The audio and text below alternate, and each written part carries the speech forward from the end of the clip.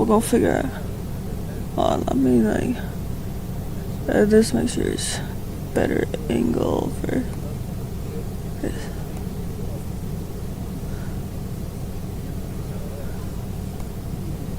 I think this is, yeah, that's bad. Cute. Alright, let's pick a game. Alright, we could look at this pulse. I'm pretty sure they're all still mostly that horror, because horror is my thing for the most part. Sure, mic's on. Mic is on. Alright. Mic is on. Controller on. Let's go. Let's figure it out from there.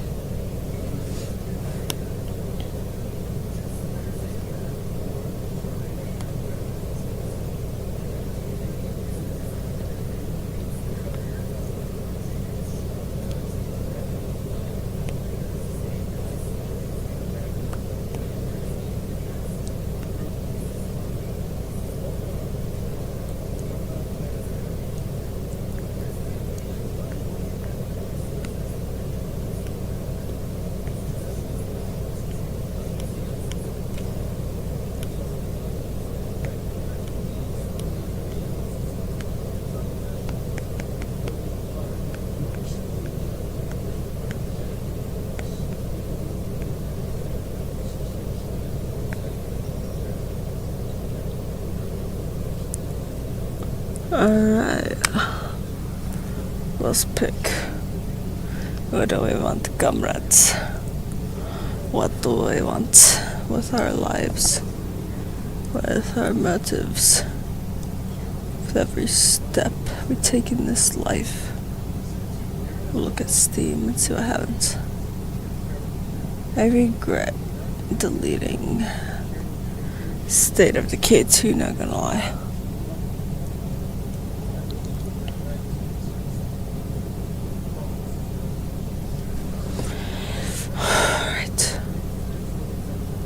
But we live with our decisions, don't we? We do, you pretty people.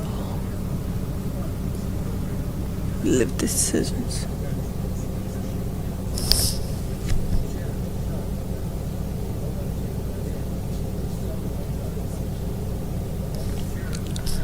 Let's see.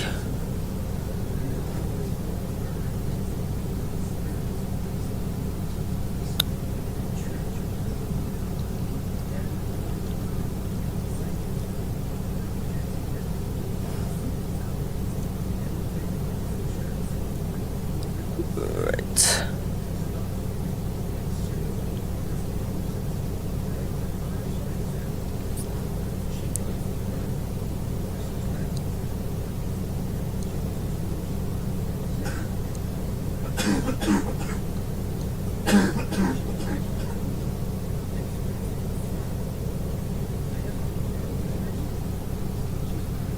Oh man, hard to decide.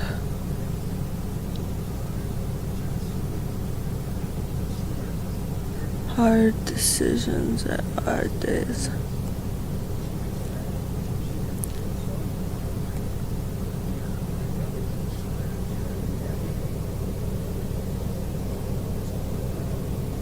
Alright, go tell Instagram which game I'm playing.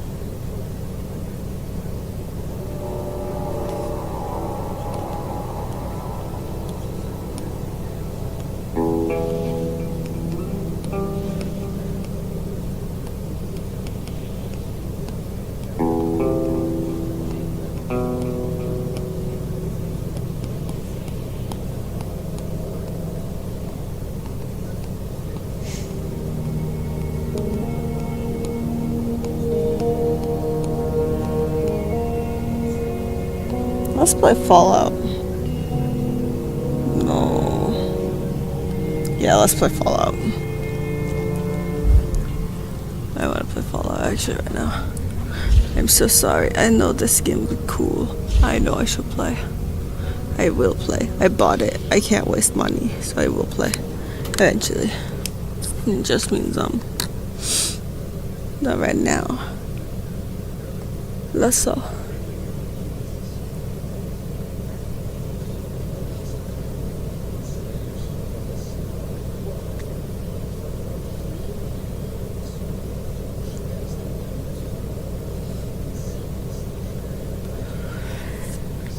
Let's look at different games. Let's play Fallout 4. Fallout 4 is somewhere in here, but I gotta look a long ways. Where's the Skyrim since? And then just tell everyone no. Yeah, I just told everyone.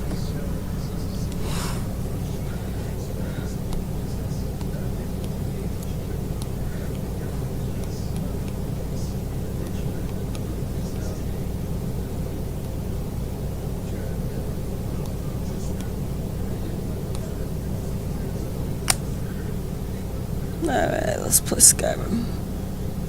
You ever play it? No, you haven't. Cause you're gay. Cause your mom gay. Cause you're gay. Cause we're gay. Comrades.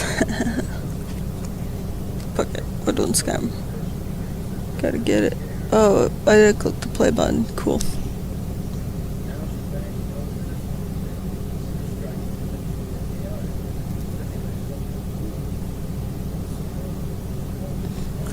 Plan one that comes up will be so cool.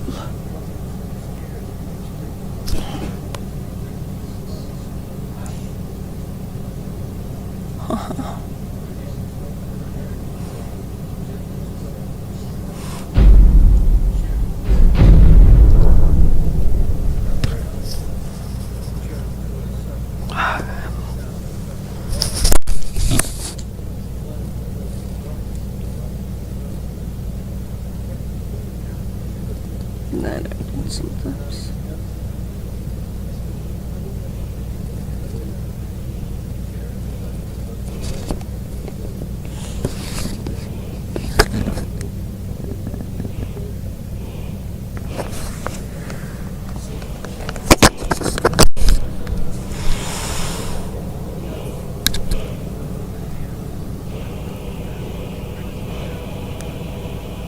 Yes, microphone is on. Alright, let's add these first. Make sure we got all those that we want. Let's put this on my actual ears. I'm sorry, my head feels weird sometimes if I don't have a hood on.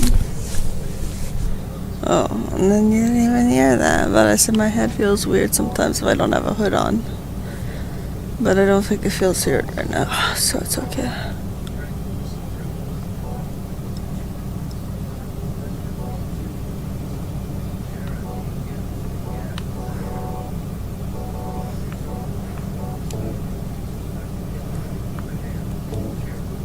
See if they have more kind of medieval still but dykey haircuts for women.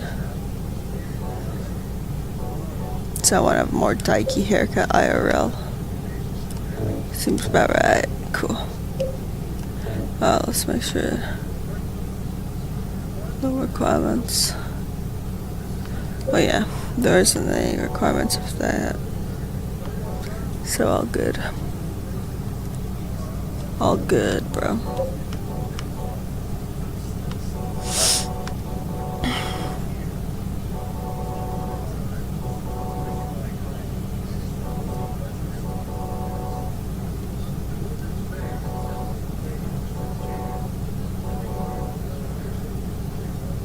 No, I want to fucking do Fallout. Why am I doing this? I like Fallout better. I'm so sorry.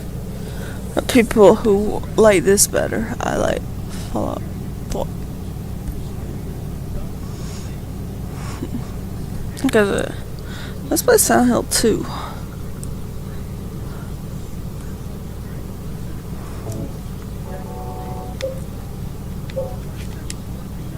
gonna.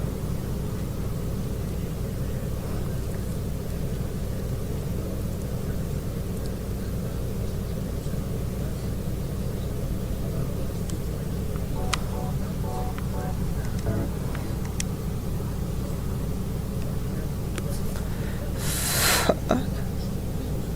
South Hill 2. There you go. Oh, and there's the Fallout shortcut too. Okay. Gotta press some weird shit to get there.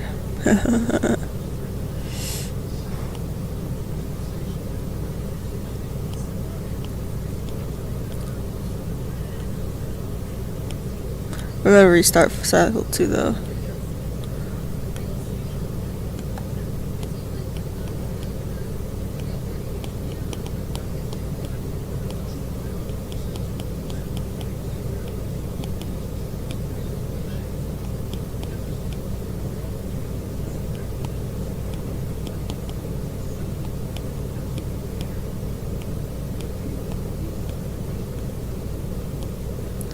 Alright, done typing that.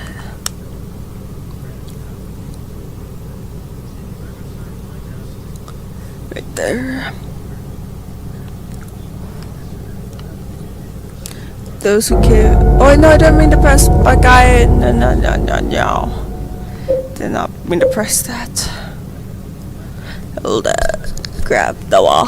You're trying to make your ass fall off. We will restart from the very beginning. New game.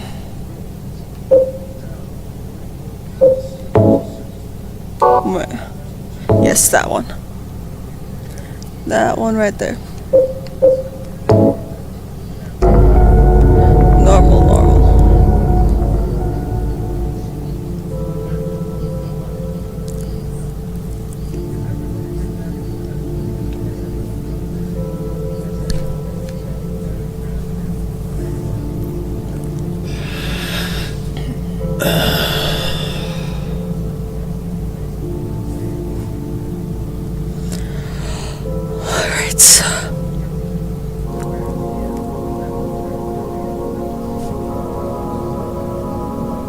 We're normal, we're not gay. Mary, could you really be in this town? I gotta sit up again. Make sure it's still plugged in even though I sat up. Yes. Sorry, I have so much energy in me. I'm so smart and energetic and young. Woohoo.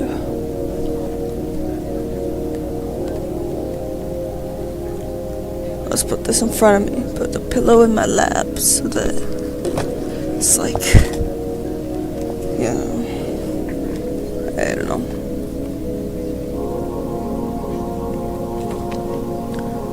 There.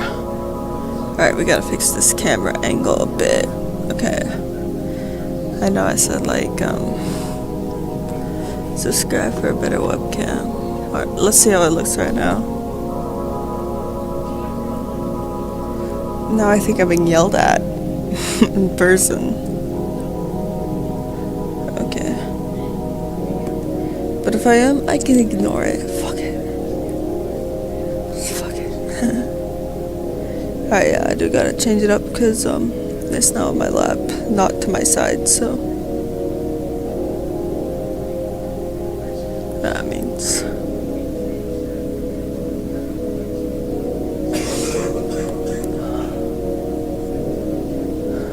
alright. Yeah, that's what that means. Oh. Cool. Fix my. It's. I wanna do that. Put my pillow there so it's perfect angle. Good. We are all good.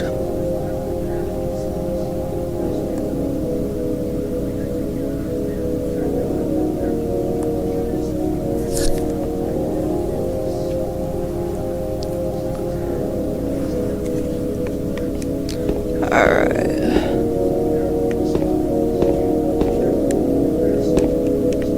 That's not the door we are looking for, sir.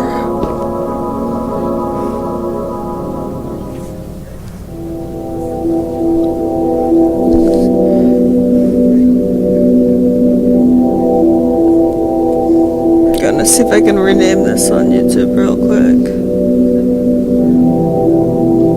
So I know I can, but I forget how to. In my restless dreams, I see that town, Silent Hill.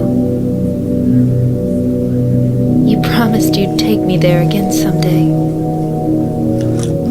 but you never did. Well, I'm alone there now, in our special place, waiting for you.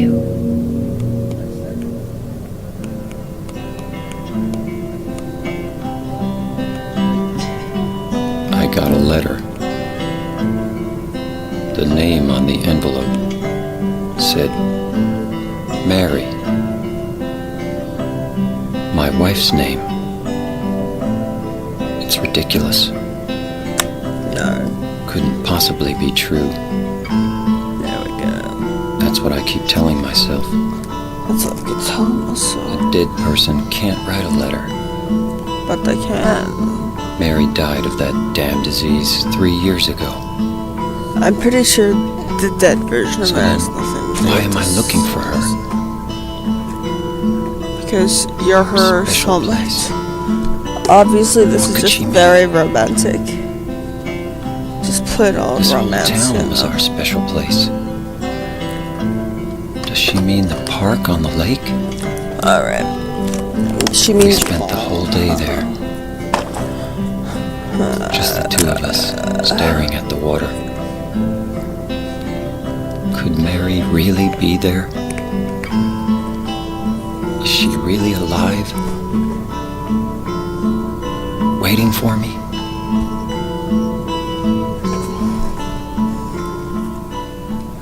Alright. I'm gonna fix up my camera one more time. So I'm seeing it just now and it's like, oh, not quite right. Oops.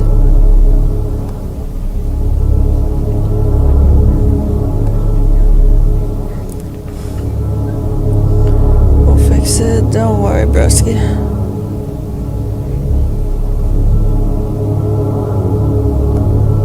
Or no, it won't, because for some reason getting to it's difficult.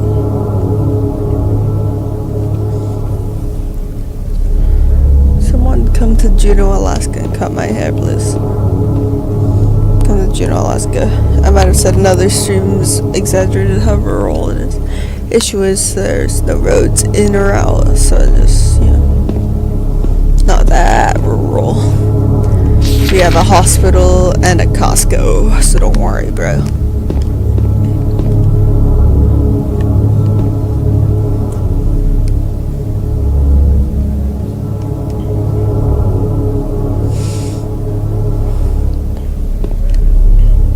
We're going to Toluca Lake. Oh. Well, we were until I accidentally went the wrong way.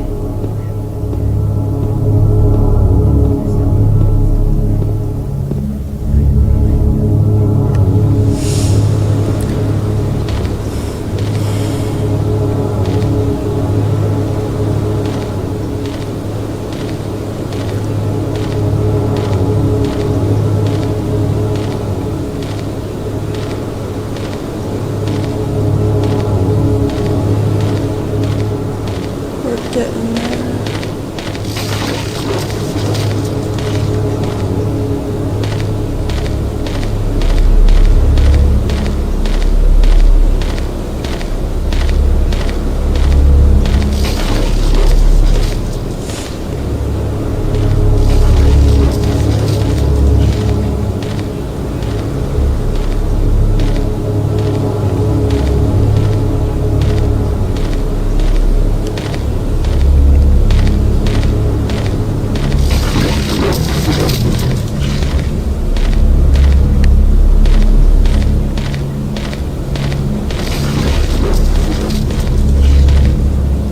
Silent Hill.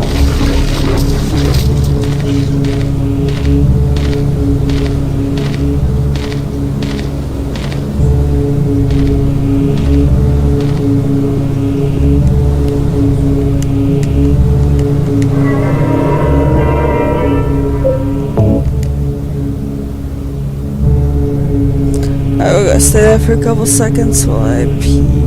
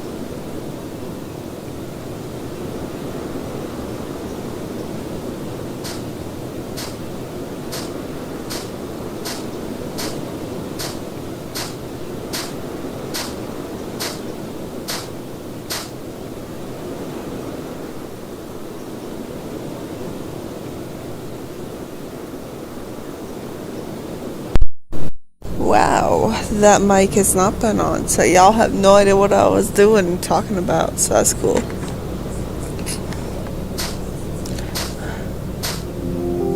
Comrade Angie. We'll go finish this last 90 minutes.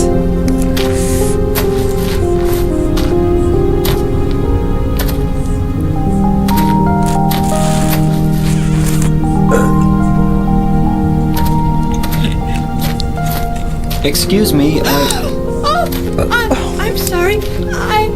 I No, was it's just... okay. I didn't mean to scare you. I'm kind of lost. Lost? Yeah. I'm looking for Yes. Silent Hill. Is this the right way? Yeah.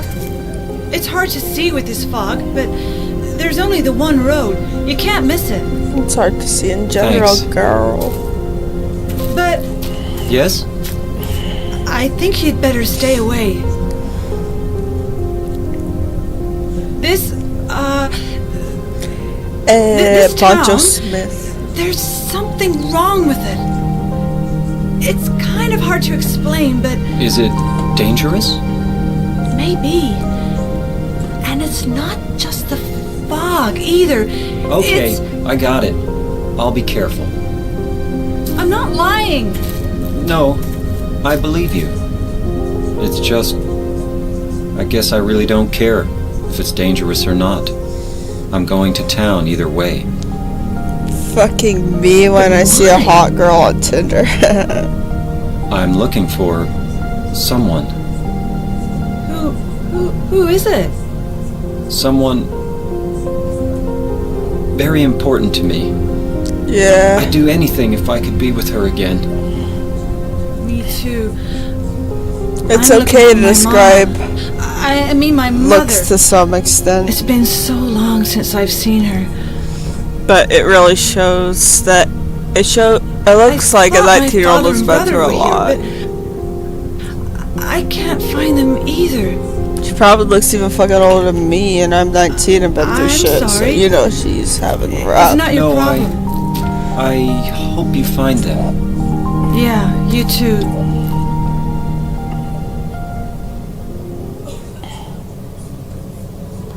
Yeah, true. Everyone, Silent Hills.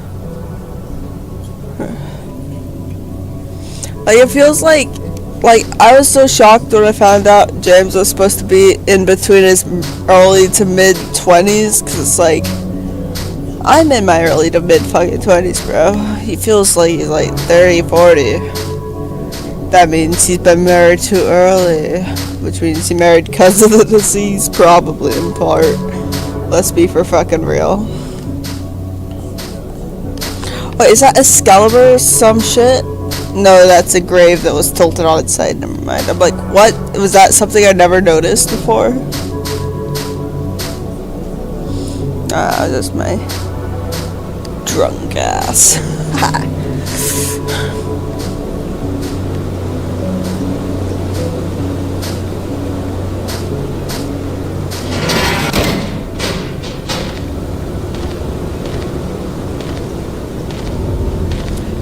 It's funny, it's like,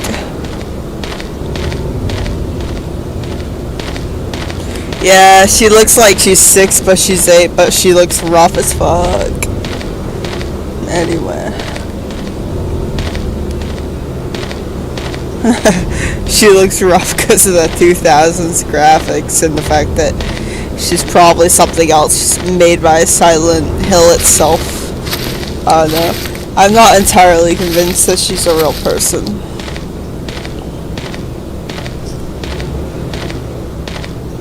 Well, no, because she talks to Eddie, so never mind.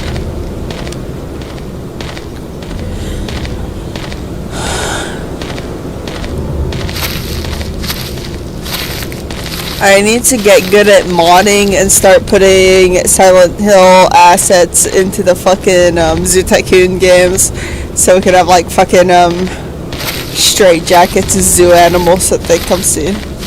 For real, the PS2 graphics look great. I'd say that between Silent Hill 2 and 3, Silent Hill 3 looks better still in a lot of ways, but the cutscenes for Silent Hill 2 look best, and certain things about it look really dope still.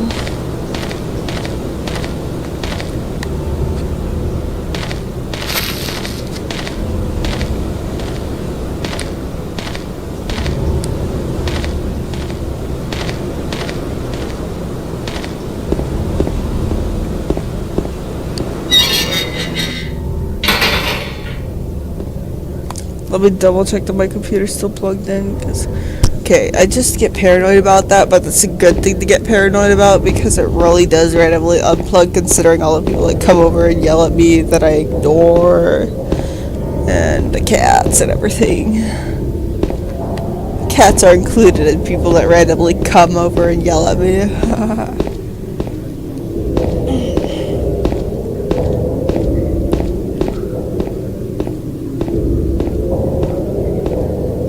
Oh, I'm walking into a wall.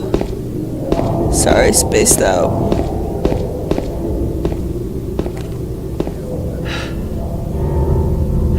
I am curious about it. I want to give it a chance. I want to give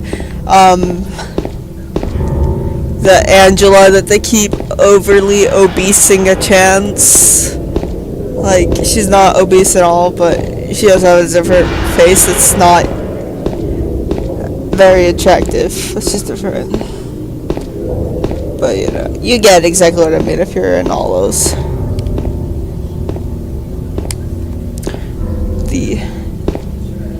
The Angela memes where they keep. And it's funny because it's like she just has like a big face, a big head. Like, what if she's on like some sort of steroid for her fucking, I don't know, chronic illness? That makes people like that too, actually. As if they're skinny everywhere else, but then like a slightly fat head. Mean face is what they call that. It's a rude name, but they came up with it themselves, so. True! Yeah, she looks like she could exist. To be fair, the 19-year-old Angela could exist, like I met. But she has to be on some kind. I feel like they need to make her act a bit more, like at least Blooper's good at making things a bit too obvious, but a bit more obvious. It's like some sort of weird medication going on too, I feel like. That's going on with Angela too, not just trauma. I could be wrong. But then it's like, I don't know. I also feel like turning Maria into someone who looks kind of shy and sad is wrong. Like, I kind of get it because of the, like, Born from a Wish update and stuff. Not update, but DLC. Like, I kind of get that-ish, but at the same time, like, the character they built is someone who will act that way in the presence varying. So either they make a level with her like that, and then make the rest of the levels with her as this other Angela, or not Angela, I mean Maria. Fuck, horrible name to mix up.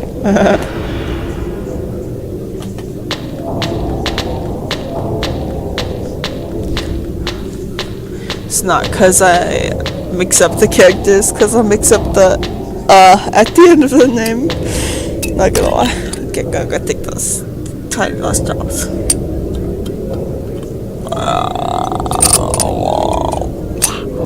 Cool.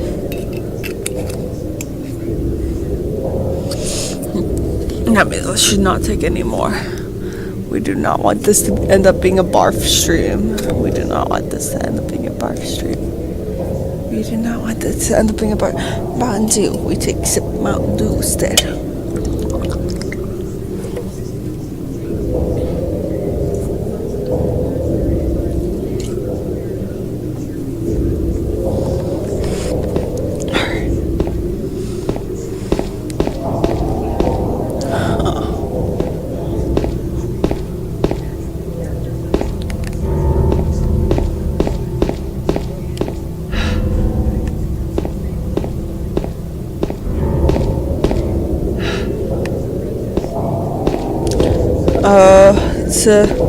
But just the way that I've only seen like little pictures of her like it, and it just feels like she gives off a shy more vibe, and I want like a less shy vibe for her just because she's so direct to the point where it's off-putting. I feel like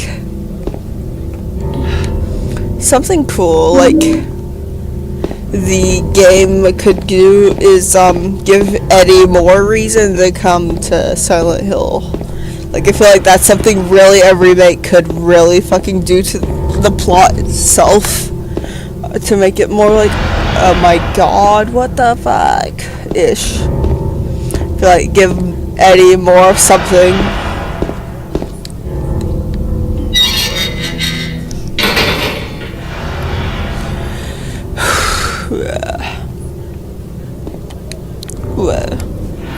We take health drink. That would be funny. Drink it. What we take a health drink. But see, like, whenever I go there, I almost always can't help but only get Everclear. Like, that's like, sometimes just like, it's hard to get something else because, like, I only got so much money. I could get the strongest possible.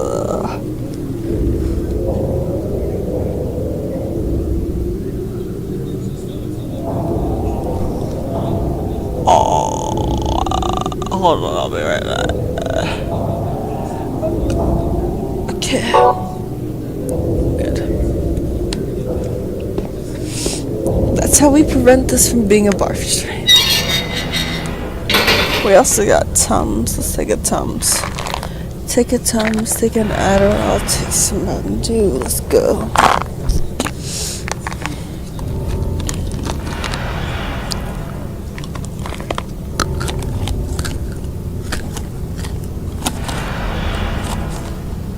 Oh man, so much dry mouth.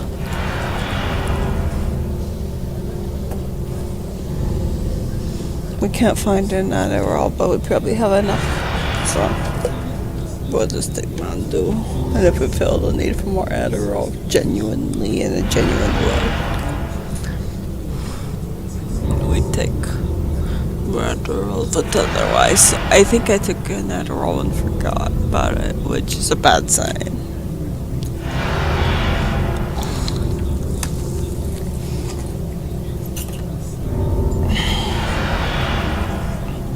Sometimes the can comes out too fast compared to the chug, and then just spills a bit on my face. Whoops.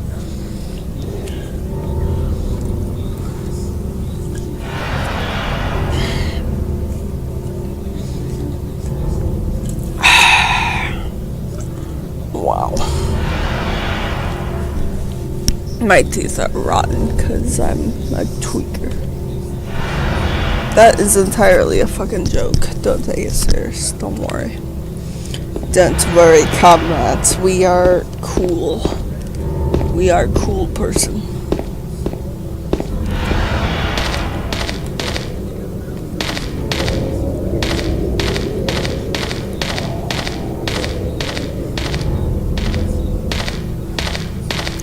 We will hit the straitjacket with a board. See, sober enough to know where I am. It's okay. Just meant I had to tilt my head in for a few seconds to avoid vomiting. That's all. Crack vomit. All that good shit. See, I just like James. Don't worry. I'm like the kind of person they guilt. My girlfriend was sick, then then I would be like James. But the thing is, I'm sick, and my ex is my girlfriend, and she says sober and cool, and I become fat. So it's kind of opposite James and Mary Anna.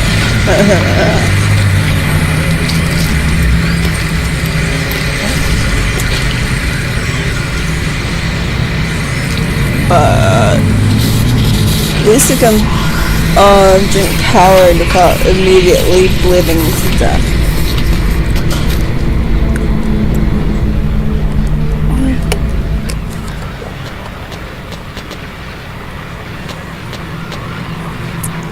Oh, I gotta fight that. Hold on.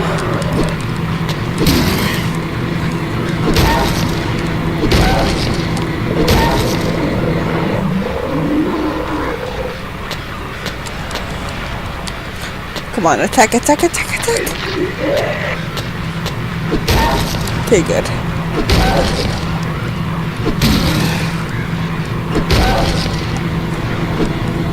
Is it dead? Yeah. What the hell is it? Your It's mom. not human. We know your dad, we don't know your mom. That mean you have mommy issue behavior? Oh, that's something we can meme about at least. Whenever someone has issues about one or the other parents, at least we can meme about it. Yeah. least Oh, this yeah. some reason woke to meme about that fucking behavior. I This don't thing know broken? why. I don't know why it's considered woke to kind of meme about that behavior.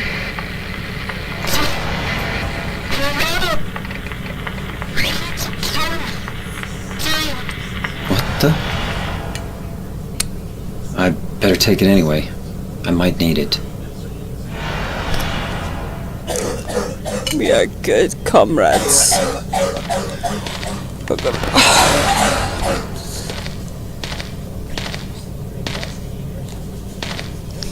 I just need to hit my head on something while the cussing was going.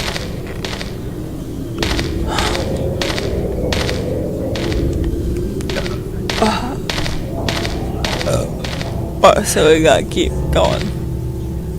Do the fence. Fence. Oh, we don't click on it, we walk through. Oopsies.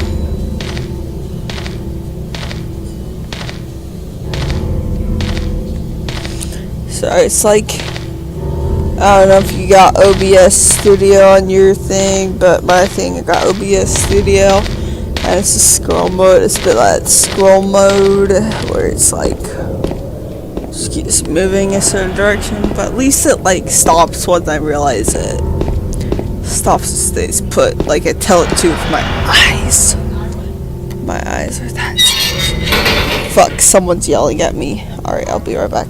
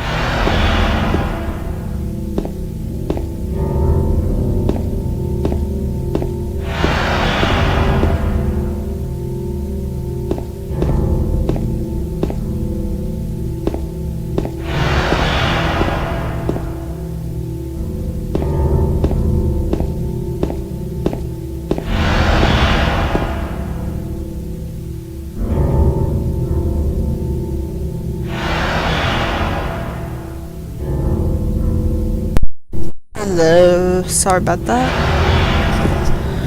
Let's keep playing. That's cool. I probably have secret messages now that if I ever get popular enough. Oh, that's the wrong direction. But if I ever get popular enough, as I was saying. No, stop going in the wrong direction, James boy. I would go this direction. If I ever get popular enough,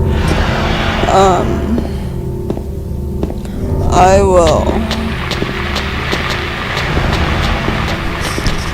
have people interpreting what I say before I realize my mic is muted, which will be funny as fuck. You've got to admit, especially if you were here beforehand. So, consider me an Indian band that gets cancelled that you were here before they were cancelled, or even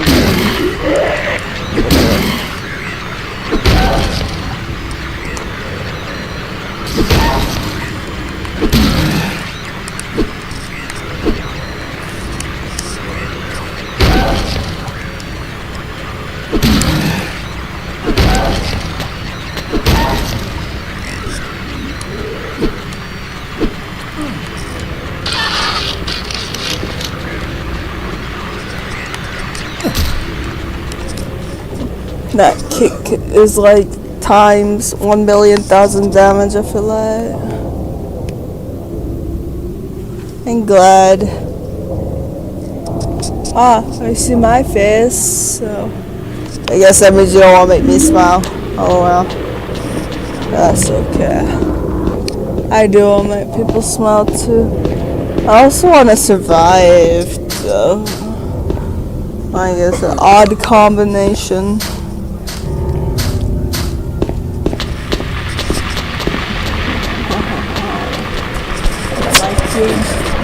Oh, it's been pulled down by my cord. Whoops. That was a mistake. Where? No. Hey, bro, I was making sure my mic was in the right place. I'm sorry that I pissed you off that bad. Come at me, bro. I get you.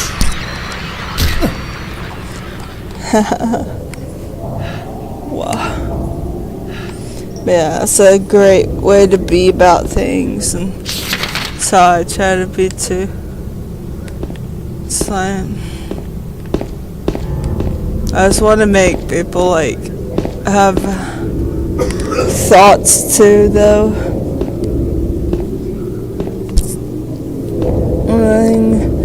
But then I don't know if I help with that much. So the important thing is to smile and continue on.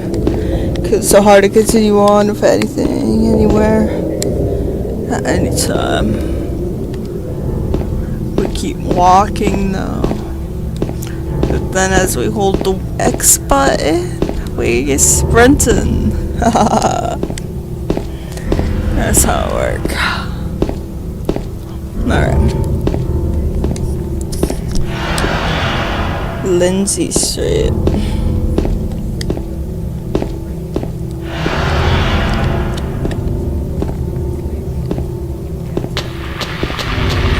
Ooh, we got another two-room pastor.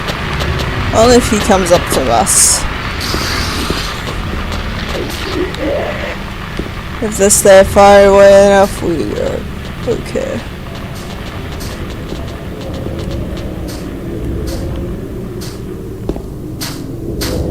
Yeah, you don't know my skin. Me neither. I know a couple people stay, but like then I see my stream and it's gotten more views after like a couple days, so I know people wait till it's not live to watch.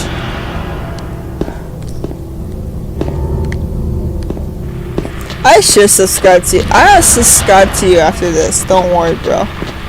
I will.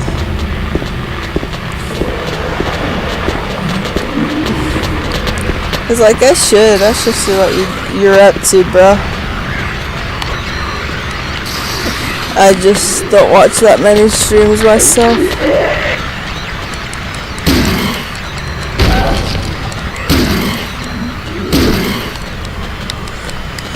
Part of this is just that I'm really sick and I have made some level of money from this before, so I should be able to again.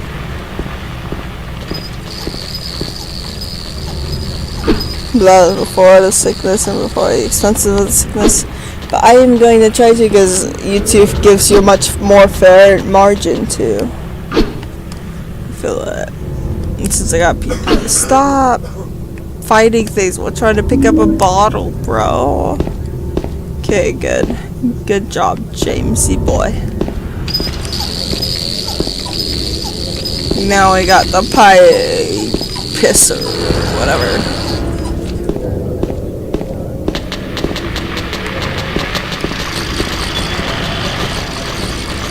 We will take care of him when we got to. We just keep going on this side of the road until we go to the next side of the road, basically. That's been my strategy of Skyrim. If I have to make the Skyrim or Fallout 4, I will. Because I feel like, I don't know, they're more supportive to people who are kind of dumb and too under the influence. So, be good again. Oh fuck, I might have to pee though. That's a scary thought. What if I have to pee really bad?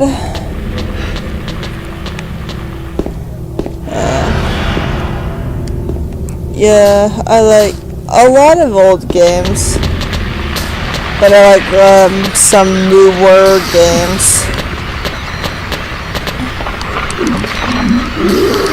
No, let me hit you, bro.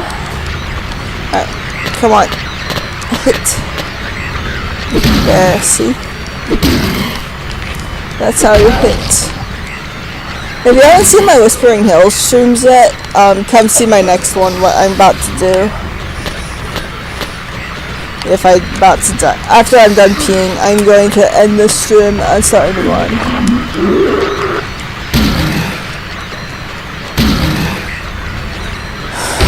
Yeah, it's just...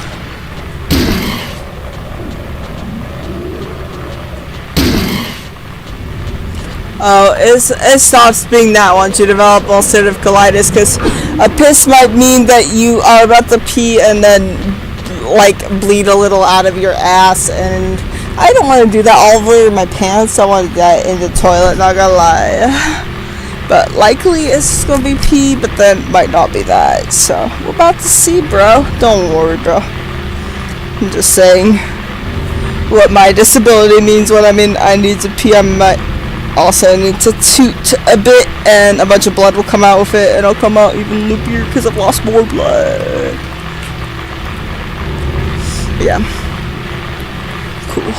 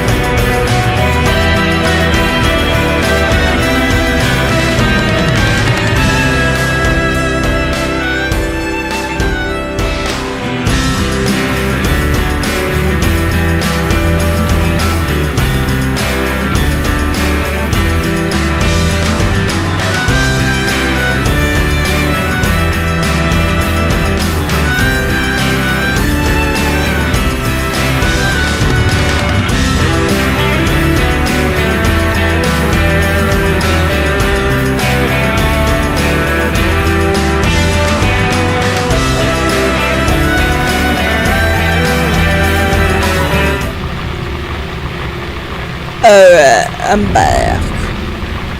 I'm back, bro. Wow. Okay. So I said wow, cause something I don't remember right. It just wow to me. Cause something was wow to me, but who knows what wow means. Do you know what wow means? I don't. We'll figure it out. Comrades.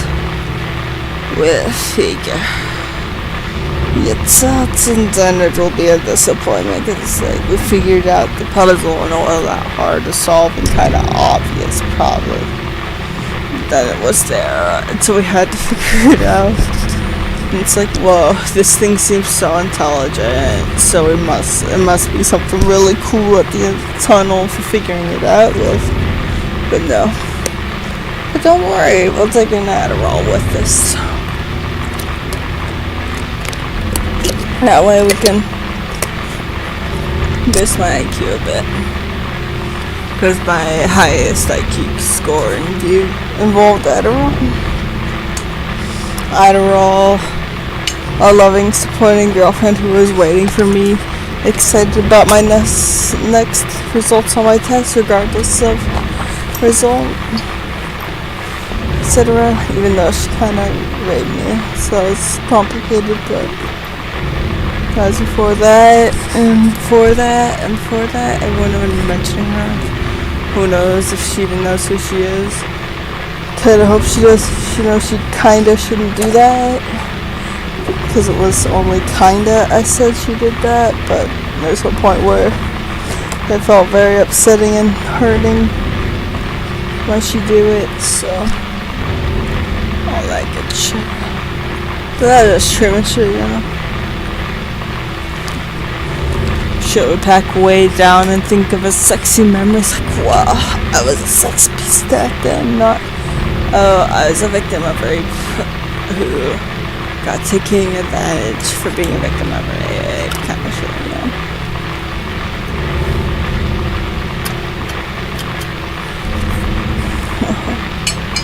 That's how it be right there. See, sometimes these like balls be great for cracking knuckles and that sounds a bit too wide though. But overall, tequila.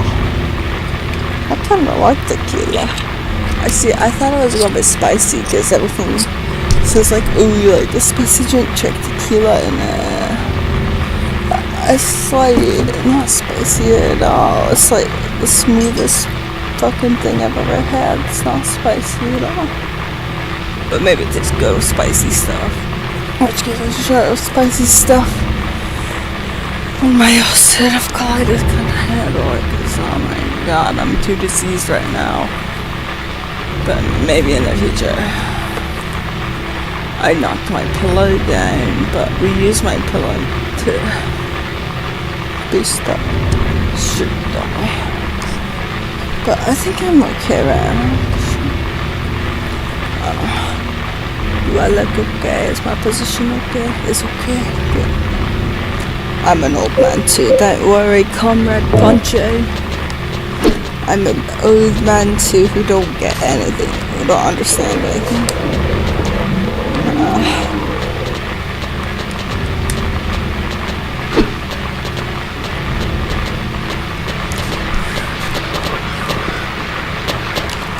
Okay then. I see I gotta kill him before I open my inventory, that's okay. Wait, it's press A.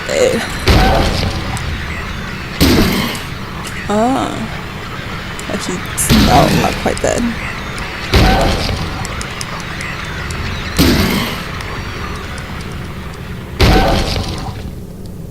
Huh. Yeah. If we die, we go right to Fallout 4. But we're not gonna die, is the point of saying that. So we'll see what actually happens if I do die in game. I'll decide it was a very unfair death and go to Silent Hill 4, or decide it's a very unfair death, and, how do I go with inventory? No, I don't want to exit the menu. I want to resume.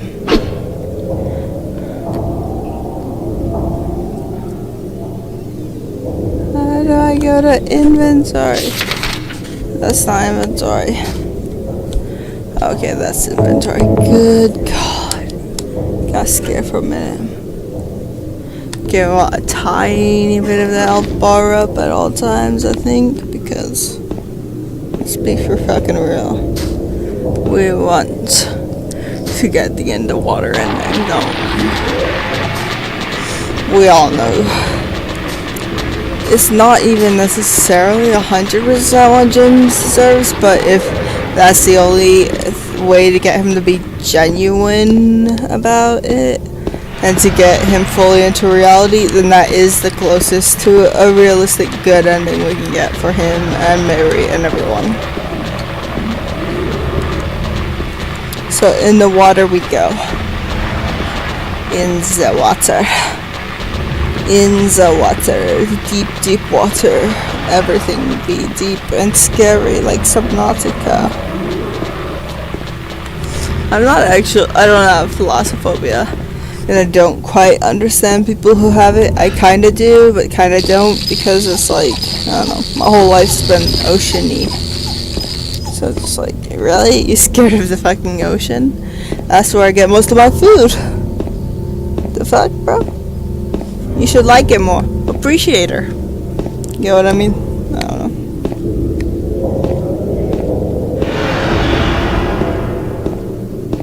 I'm gonna walk.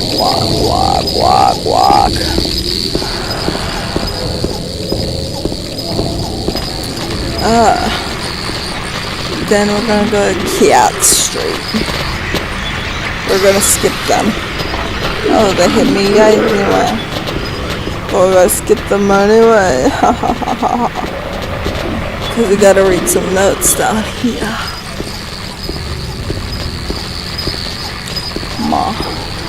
Oh, let's get that light pillow on me so we can see me from better angle. Yeah, comrade. Damn, I am a bit too drunk, aren't I? Maybe I should save it, exit, play it over again for a bit, go back to this. Chat, let me know. Oh hey, Morelia Molina. Morelia Molina, so dope. She good friend, for real. She'll know the answer to this question, to this little riddle I've given to the stream. Not just the game, but the stream itself. She'll know the answer to the riddle. Whatever riddle or yes or no question I gave it, because I struggle sometimes decision making process, and it helped one friend be there. I've always been into seafood, but I live in southeast fucking Alaska. I hate a lot of seafood otherwise, and I think you told me where you're from before, and that's not where my seafood would come from ever. So if you're in Alaska, open your mind to seafood, otherwise it's okay to keep it closed. Don't worry, comrade, I get you.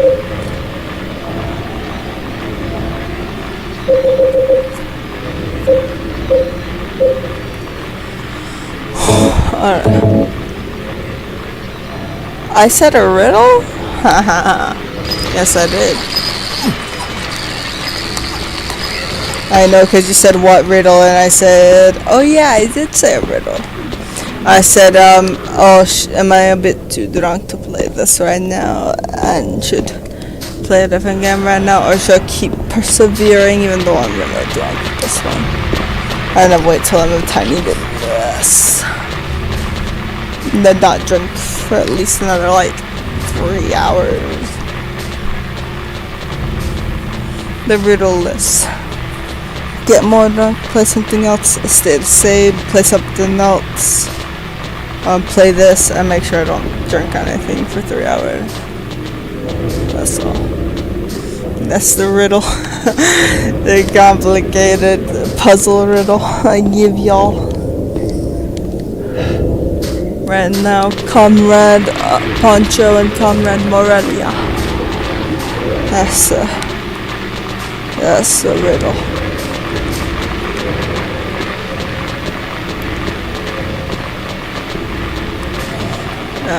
I think I do better sitting up, kinda. No, I don't do better. I actually kinda know I'm a bit too. Man, alright, let's look at my desktop together and decide, okay? Sound good plan. And if it should be this one, we do this one. If it should be not this one, then we continue other one.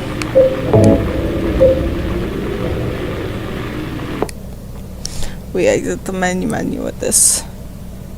So wait, no. Oh, but that was the last place we saved with that.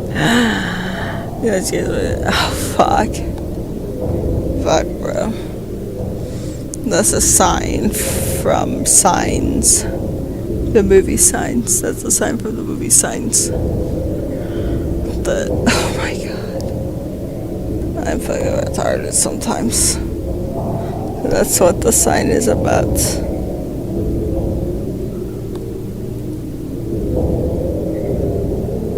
Desktop.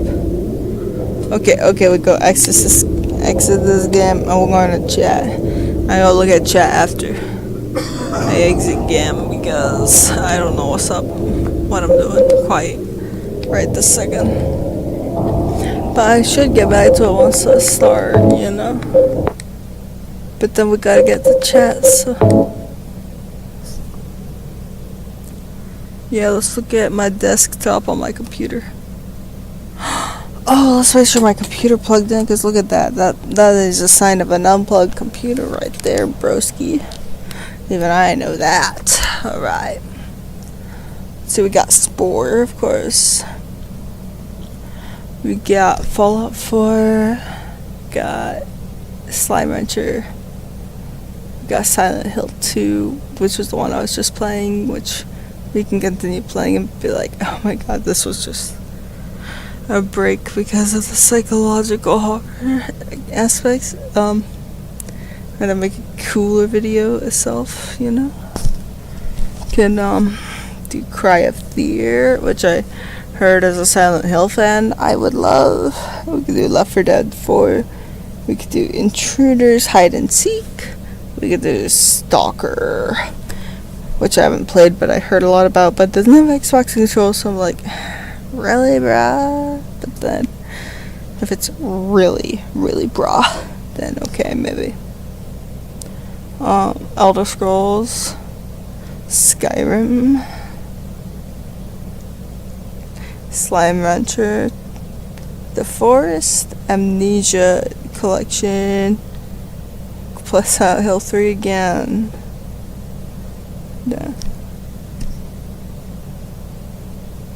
Yeah, I played the Blair Witch game. I don't own it on anything, but I played it on like Game Pass before. It was a good one. I finished it though, but I can find it somewhere, and if it's cheap enough, then we can get it and play it. I gotta look at Steam for that. And if you have another suggestion from what's just on my desktop, you know.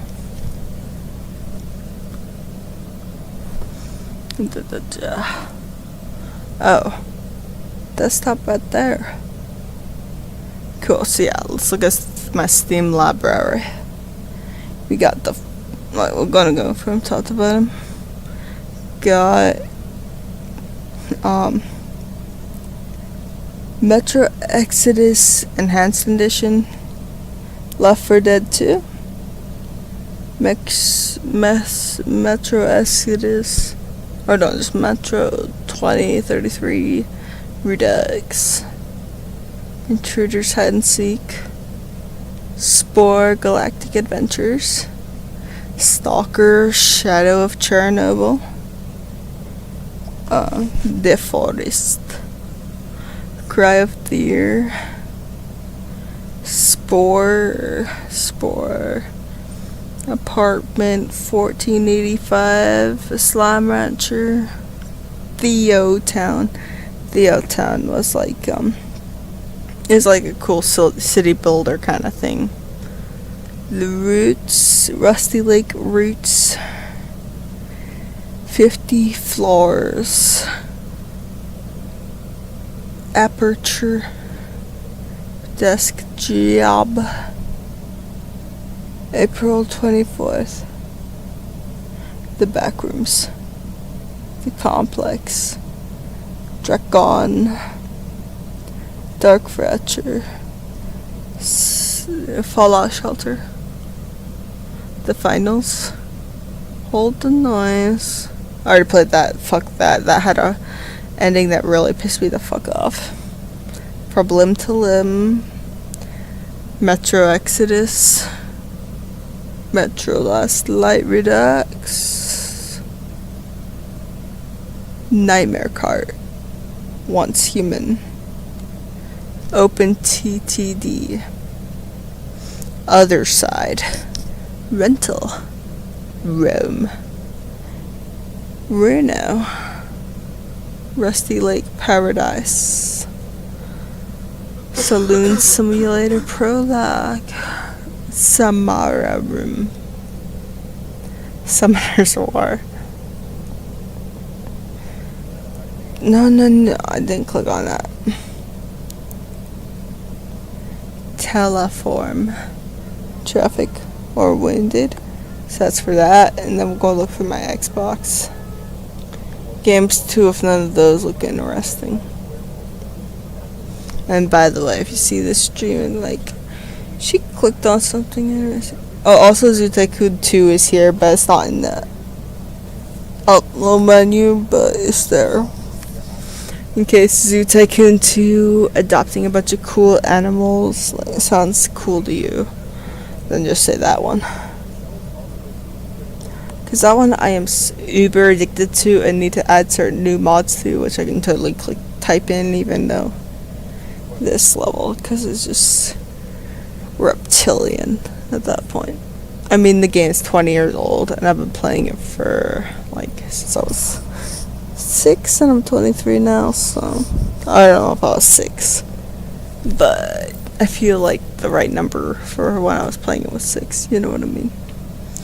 Over a decade, almost 2 decades ish is what I mean by that.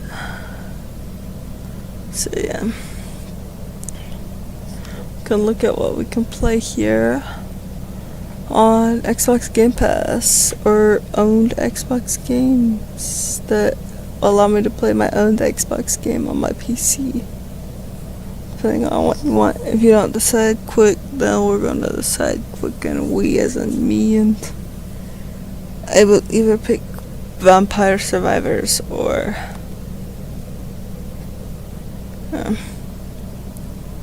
let me make sure that I didn't accidentally delete one of my. Okay, I did accidentally delete it. Yeah, we gotta download that one. So as I download Vampire Survivors DLCs that I bought,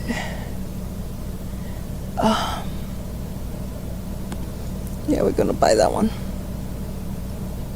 because the DLCs are so cheap every time. I could probably even buy it with my PayPal. And if I can't and you see it not, well then just find it to my PayPal. But see, it's all mine even with all this, it's all mine. Install. So yeah, Vampire Survivors or anything else on my Steam or Xbox that you saw. Oh, gotta get this one too. Wow. But see, this one only $2 too. Wow.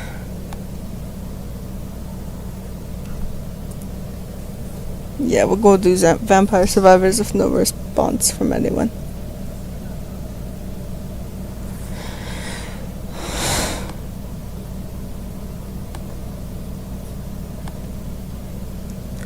kill or cool. Wowza.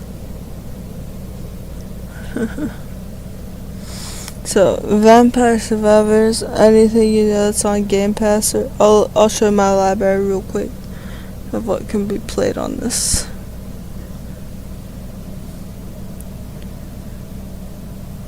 See, it can be Resident Evil 7, can be Tomb Raider, Skyrim, Minecraft, Life is Strange, Don't Starve, Amnesia. Then of course, almost anything on Game Pass is available to play on PC for while it's on Game Pass, like Amnesia the Bunker, blah blah blah.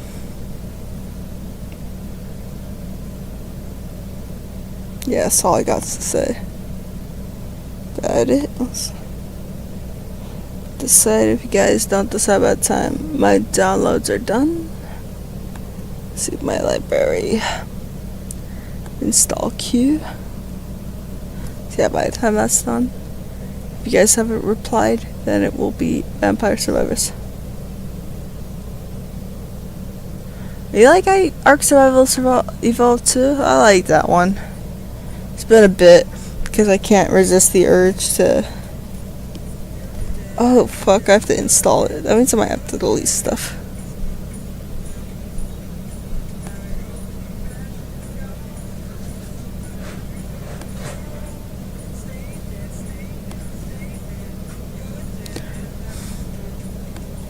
And create a shortcut. Alright, we're doing Ark. Thank you, Chris, for replying. We're doing Ark Survival Evolved. The dino game that is not Zoo Tycoon 2. This power ride.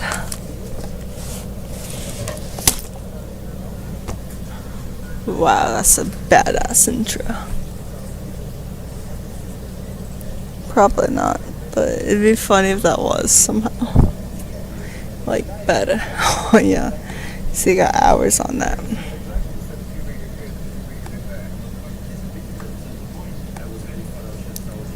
Proceed to confirmation. I gotta delete some shit.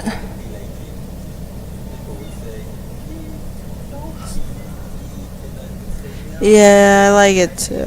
I'm young, but who cares? Hey, if you got an Xbox, Comrade Scar, then you can just where am I going with her? That's the wrong button. For settings. Settings and storage is what we want.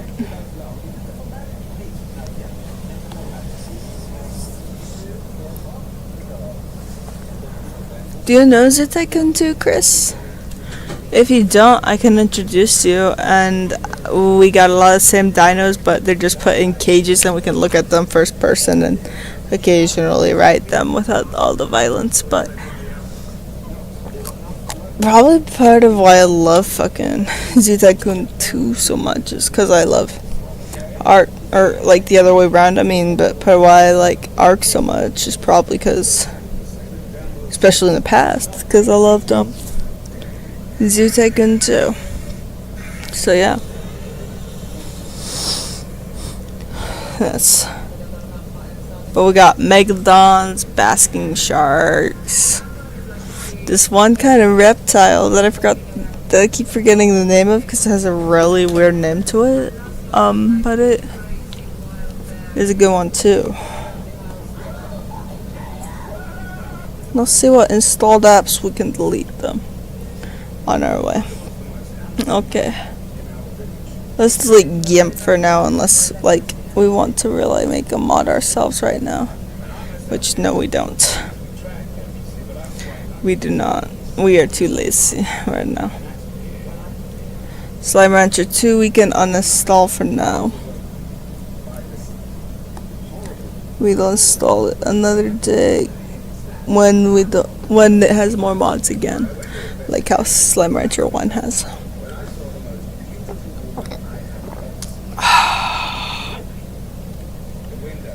Oh no, the power raid hurt my head for a second. It's okay. Alright. We good. Let's get... Yeah. Whoa. Isn't it cool to just like click on a stream and be like...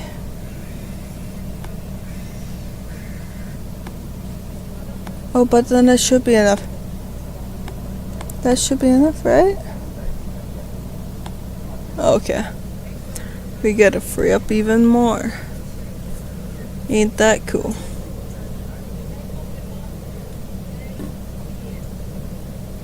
Oh, I was playing an old Silent Hill game.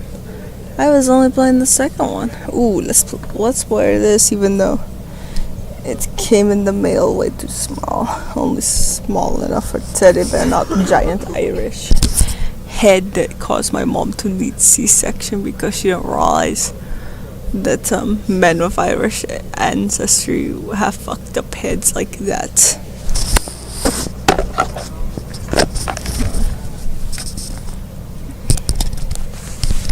It didn't work. I have communist hat here. We take pin off, put it on my head. It's cause I'm Irish that I got a big head. That's all. Oh, but it's not even a pin, so it's okay. It's a cheap ripoff anyway. Right, we delete stuff. Let's find shit to delete. Let's see what on. Or let's... How do we move that to cloud only?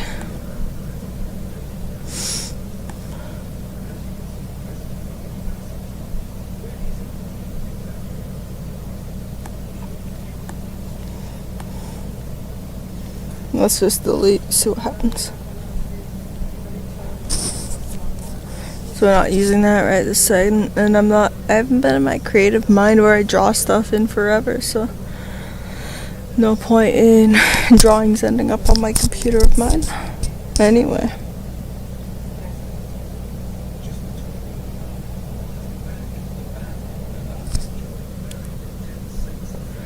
Oh man. Good thing you didn't pay attention in class, because in class, I learned about communists before I learned about Nazis, and they said communists were worse than fucking Nazis. So glad I learned, but it's basically we just want like fucking people to have fair fucking options economically, regardless of how they were born, what their identity is, etc. We want fair shit economically. We want things to be fucking fair. We don't want the fucking people who own the oil rig to make the money off the oil rig. We want people working at the oil rig to make the money from the oil rig. You know, that's an example. We want people who work on that corn to make money from the corn, not people who just happen to own that fucking corn to make money on it. That make any sense? That's like a basic ass definition-ish. It's complicated. My recommendations for books, if that sounds like a really cool idea that you want to learn about further, read Stalin and Lenin. Those are the main two I read. I read some Marx too, but Stalin and Lenin are my more favorite reads. Should we make this a Stalin and Lenin reading stream? Why not?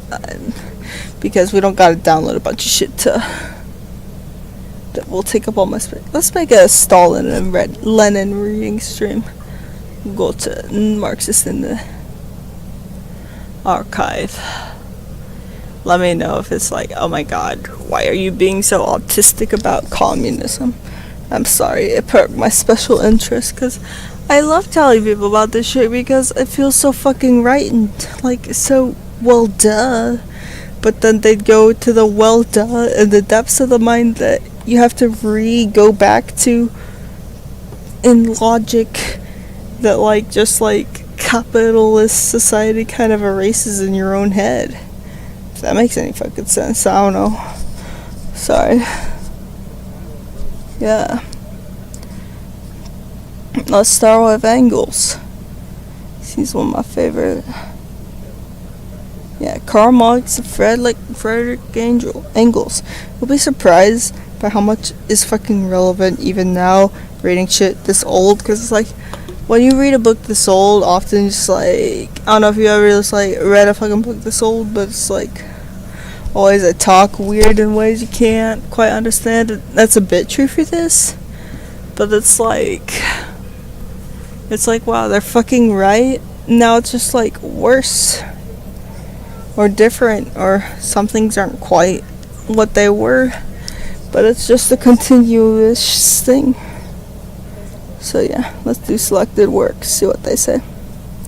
See if my favorite things. Principles of communism. Here, we'll read the principles of communism and then we'll stream. How about that? Introduction. In 1847, I need to plug in my computer again. Sorry about that. Yeah, we want background music. Let me know if you want background music for this. In 1847, Engels... Oh, wait, let me tell Instagram that I'm reading the Principles of Communism, in case anyone wants to join for that. That sounds so cringe. But, my god, I make... Like, the thing is that the only thing I can make money from is views right now. Or memberships to Patreon, which I will upload this forever, maybe publicly, but definitely Patreonly. So, and I'll even cut it, the part where I start reading the Principles of Communism or something, if I remember. Comment, talk to me on Instagram if I forget. That's all I gotta say.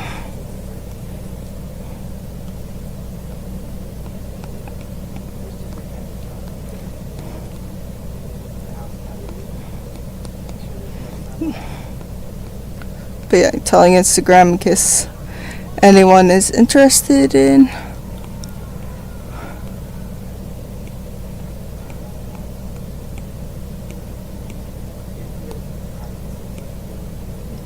Or, yeah.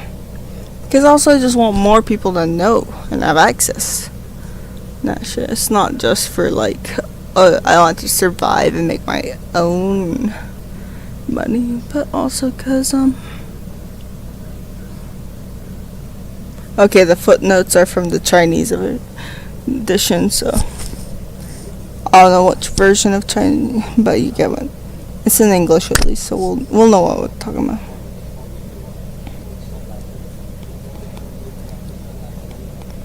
We're gonna talk about. We'll talk about it very shortly. Then we'll get to where we want to go. And also going to change the name of this stream to them.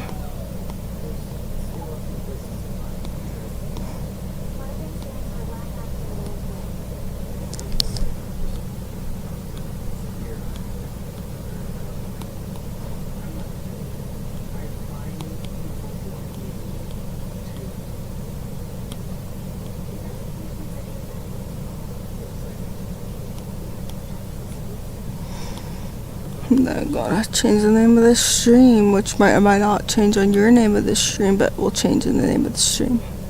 We're gonna do Principles of Communism by Fredrich Engels. Ha ha ha.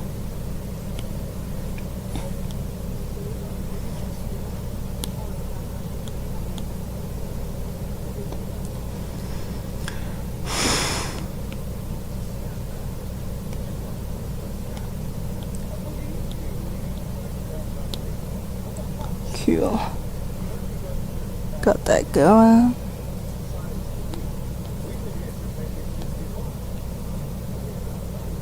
Alright, let's do it. Let's fucking do it, bro. Alright. The following footnotes are from the Chinese edition of Marx/Engels Selected Works. Peking Foreign Languages Press, 1977, with editorial editions by Marxist.org. Introduction. In 1984, Engels wrote down draft programs for the Communist League, in which the form of catechism, one in June and the other in October. The latter, which is known as The Principles of Communism, was first published in 1914.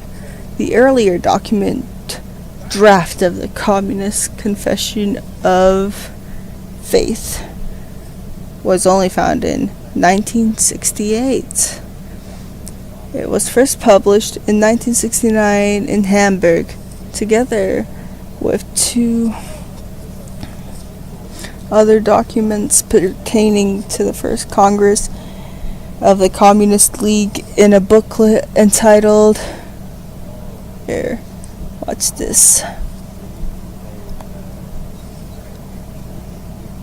Founding, oh, here, we're gonna do all the words that we don't know.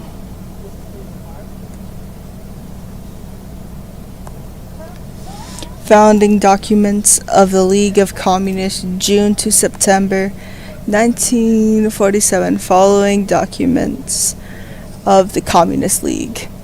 At the June 1847 Congress of the League of the Just, which was also the founding conference of the Communist League, it was decided to issue a draft Confession of Faith to be submitted to discussion the selections of the League.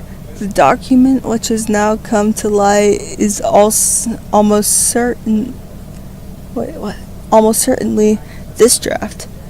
The comparison of the two documents shows that Principles of Communism is a revised edition of the earlier draft in Principles of Communism. Engels left 3 questions unanswered. In 2 cases with the notation unchanged.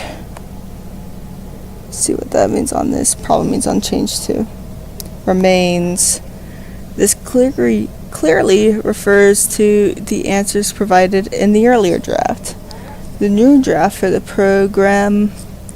Let's fix this little camera first on me real quick. Make sure I look my Sunday best for this. Get what I mean? This is something I truly fucking respect, bro. Damn, bro. Can you believe you literally commented on a streamer's stream and your question got such an answer that you're actually getting a fucking education on it? Wow. Alright. No, it's not. Oh, it's in properties. That's where it be. That's where it is. Sorry. Alright, we're gonna keep reading. This again.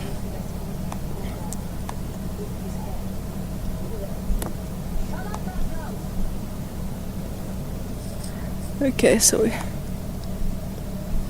zoom out a bit.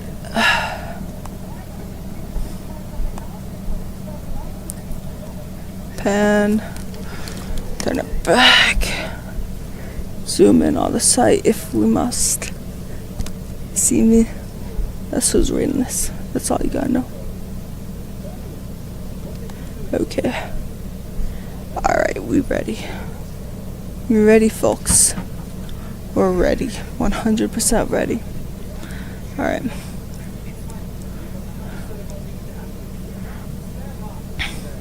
Let's just start.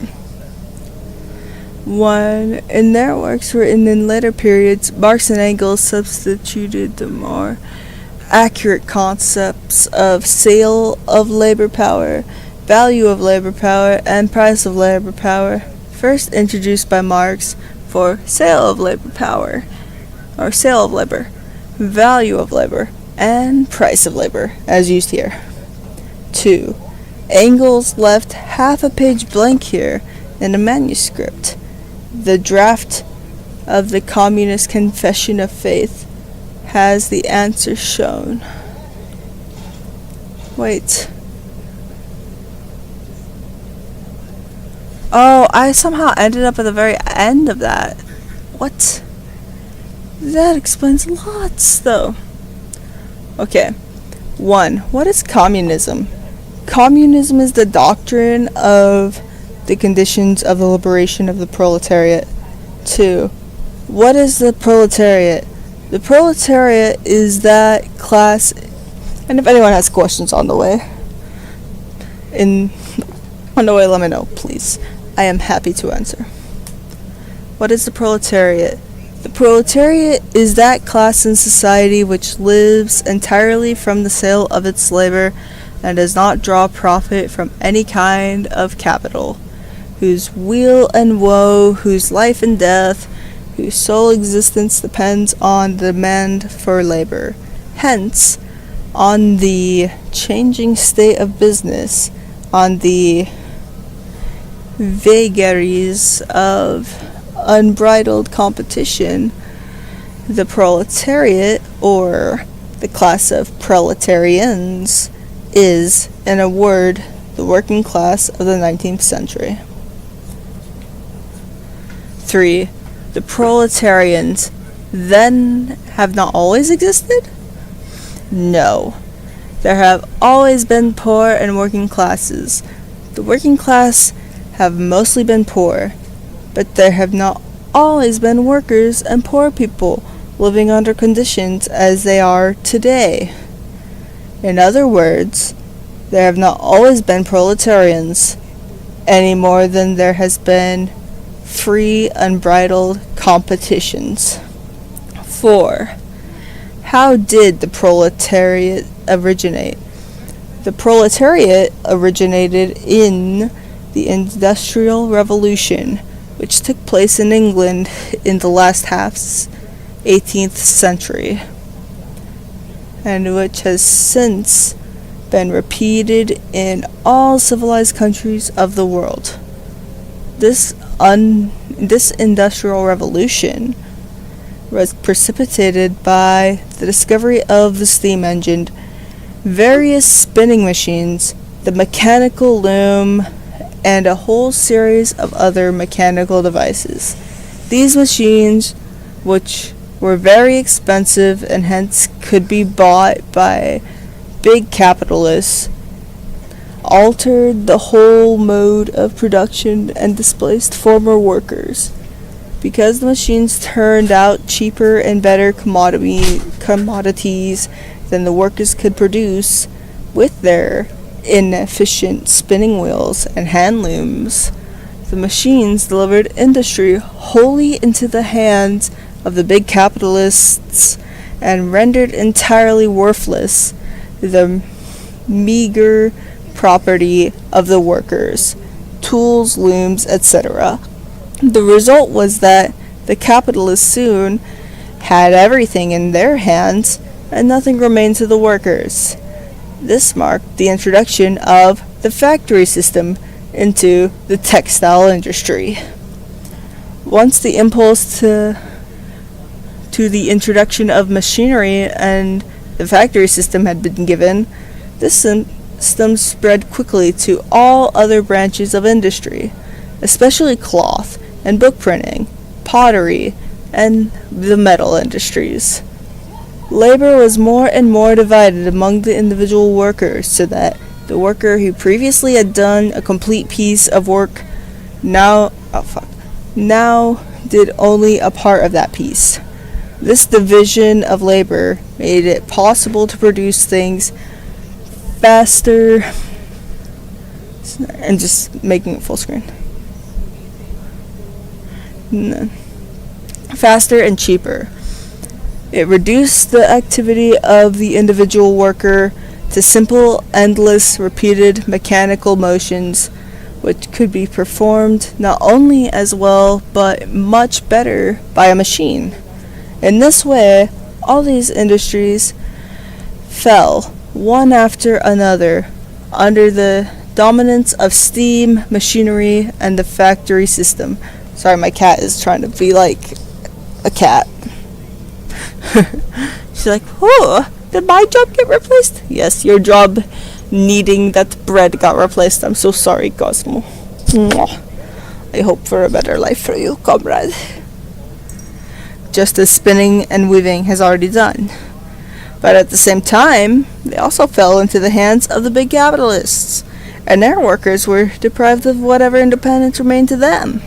Gradually, not only genuine manufacture, but also handcrafts came within province of the factory system, as big as capitalists increasingly displayed the small master of craftsmen by setting up huge workshops which saved many expenses and permitted an elaborate division of labor.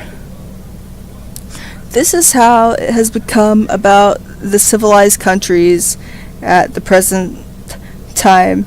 Nearly all kinds of labor are performed in factories, and in nearly all branches of work, handicrafts and manufacture have been superseded.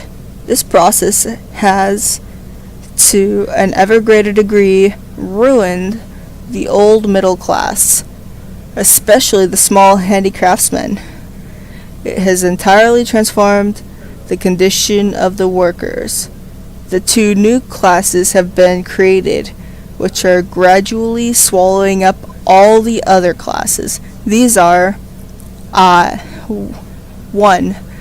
The class of the big capitalists, who in all civilized countries are already in almost exclusive possession of all the means of subsistence and of the instruments, machines, and factories, the materials necessary for the production of the means of subsistence.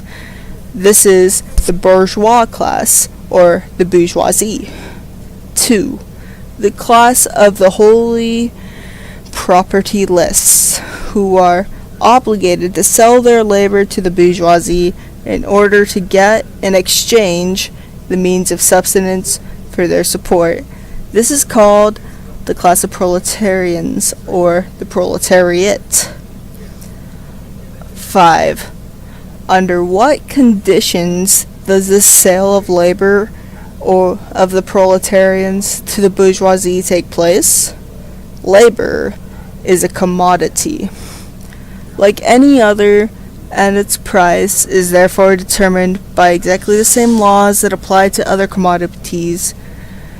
In a regime of big industry or of free competition, as we shall see, the two come to the same thing.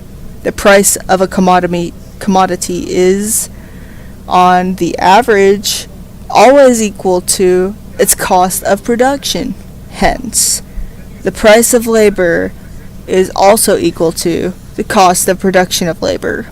But the cost of production of labor consists of precisely the quantity of means of subsistence necessary to enable the worker to continue working, and to prevent the working class from dying out.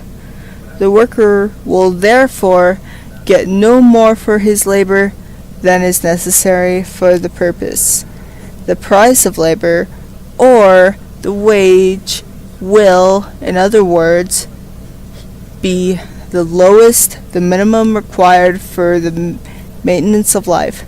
However, since the business is sometimes better and sometimes worse, it follows that the worker sometimes gets more and sometimes gets less for his commodities. But, again, just as the industrialist, on the average of good times and bad, gets no more and no less for his commodities than what they cost, similarly, on the average, the worker gets no more and no less than his minimum. This economic law of wages operates the more strictly the greater the degree to which big industry has taken possession of all branches of production. 6. A reminder, every time I read a new number, that's when I check messages, so seriously, type out any question you got about anything. I am willing to answer and elaborate, even though it might elaborate further. I will even explain if it doesn't. If you're just here for this moment and want that answer now, that's okay. I get you, comrade. I want y'all to learn. This is actually fucking important. I agree. 6. What working classes were there before the Industrial Revolution? The working classes have always, according to the different stages of development of society, lived in different circumstances and had different relations to the owning and ruling classes. In antiquity, the workers were the slaves of the owners, just as they still are in many backward countries and even in southern part of the United States. In the Middle Ages, they were the serfs of the landowning nobility, as they are in Hungary, Poland, and Russia. In the Middle Ages, and indeed, right up to the Industrial Revolution, there were also journeymen in cities who have worked in service of petty bourgeois masters. Gradually, as manufacture developed, these journeymen became manufacturing workers, who were even then employed by larger capitalists. Let me explain that this, reminder, this was in the, mid to late 1800s, or it might mean 19th century, 1800s, mid to late. So, think of what was going on in the U.S. We were just getting to the idea that, hey, actually the fact that we went and enslaved people is bad, so therefore the Civil War is happening right now in the USA. So that's why he's saying that about the USA right now, is because half the USA, even though he's not in the fucking USA, actually fucking Karl Marx talked to Abe Lincoln too. That's the only reason I have some respect for Abraham Lincoln, is because he fucking talked to people with fucking brains, not just Karl Marx, but a lot of escaped slaves and slave abolitionists and stuff. He was based for that reason. He's the only based president in the USA, honestly. Only person I would legitimately call based, revolutionary, etc. But yeah, anyway. Number 7. In what way do proletarians differ from slaves? The slave is sold once and for all. The proletarian must sell himself daily and hourly. The individual slave, property of one master, is assumed an existence, however miserable it may be, because of the master's interest. The individual proletarian, property, as it were, of the entire bourgeois class, which buys his labor only when someone has need of it, has no excuse, or has no secure existence. This existence is assured only to the class as a whole. The slave is outside competition. The proletarian is in it and experiences all its vagaries. The slave counts as a thing, not as a member of society. Thus, the slave can have a better existence than the proletarian, while the proletarian belongs to a higher stage of social development and himself stands in a higher social level than the slave. The slave frees himself when, of all the relations of private property, he abolishes only the relation of slavery, and thereby becomes a proletarian. The proletarian can free himself only by abolishing the private property in general.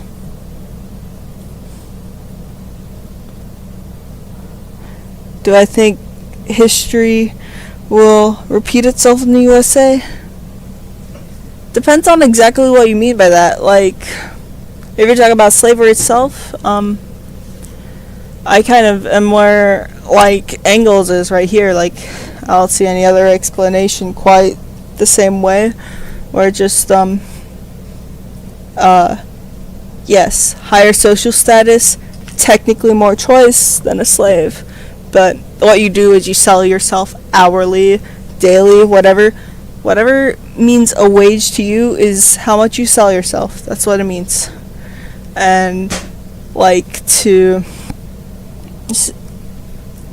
and there's of course lumpen proletariat, which we don't get into right here, but lumpen is a bit different outside that system. Those are people that like work of crime, who work outside this labor system that produce the same way, but they're different, of course, because yeah, so just mentioning them, not going into detail about them, we might another time. Just yeah, but basically it's not just the USA here. Right here it's capitalism overthrowing medievalism, kind of, but then creating a whole new kind of it. And it's very interesting with cases like the USA, where it's like the US kind of already wanted to overthrow monarchy, but then it just went right to another thing that's kind of the monarchy went to that but light version, with just slavery. But then of course, like, we talk about like fucking India and Churchill, fucking what the USA does itself right now to third world countries, that it can just overthrow a leader that doesn't, any leader that wants fair rights for its own workers and wants to abolish slavery, the US just overthrows that fucking shit. It's like, you thought you could have like fucking free rights for your people who work here and produce goods for the US? Fucking no. We own your country. We own your labor. Every worker in your country is a slave to the US. That's kind of how the US thinks about shit. That's why they got money to everything. And then we make money a lot with wars and shit, you know? And like, there's so much more shit to talk about. So many fucking rabbit holes, bro.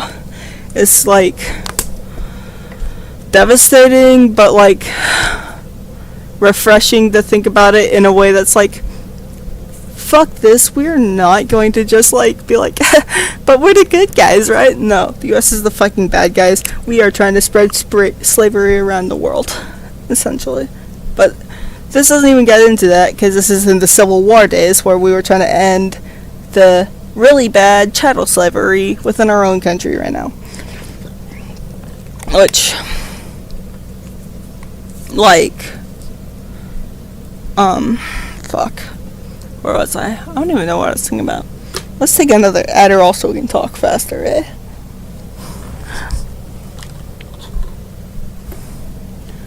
Like, I'm sorry if I'm just saying this with, like, a casual face. It's not because I don't feel casually about it. It's because I have been so fucking invested with this for fucking years.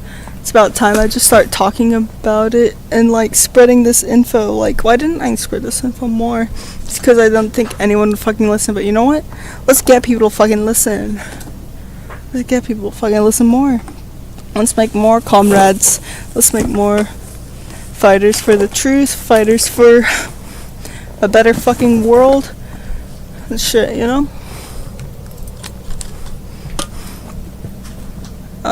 Do you know where do you see my bag of pills under?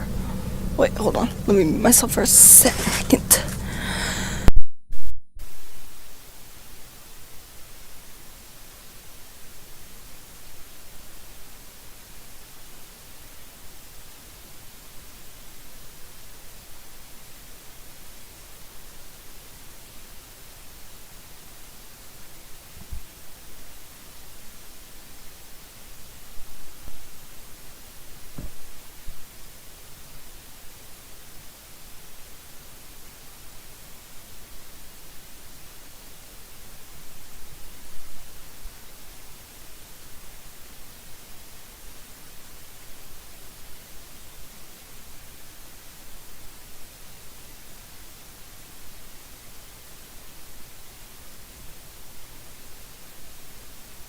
I know that's kind of scary, but yeah, it is kind of scary, whatever I was saying.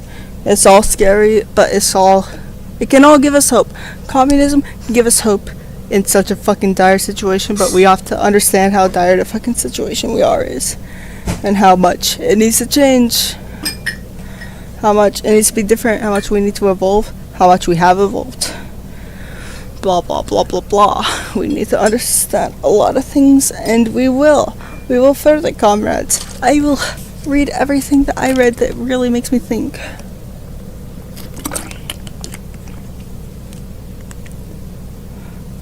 It is kind of depressing.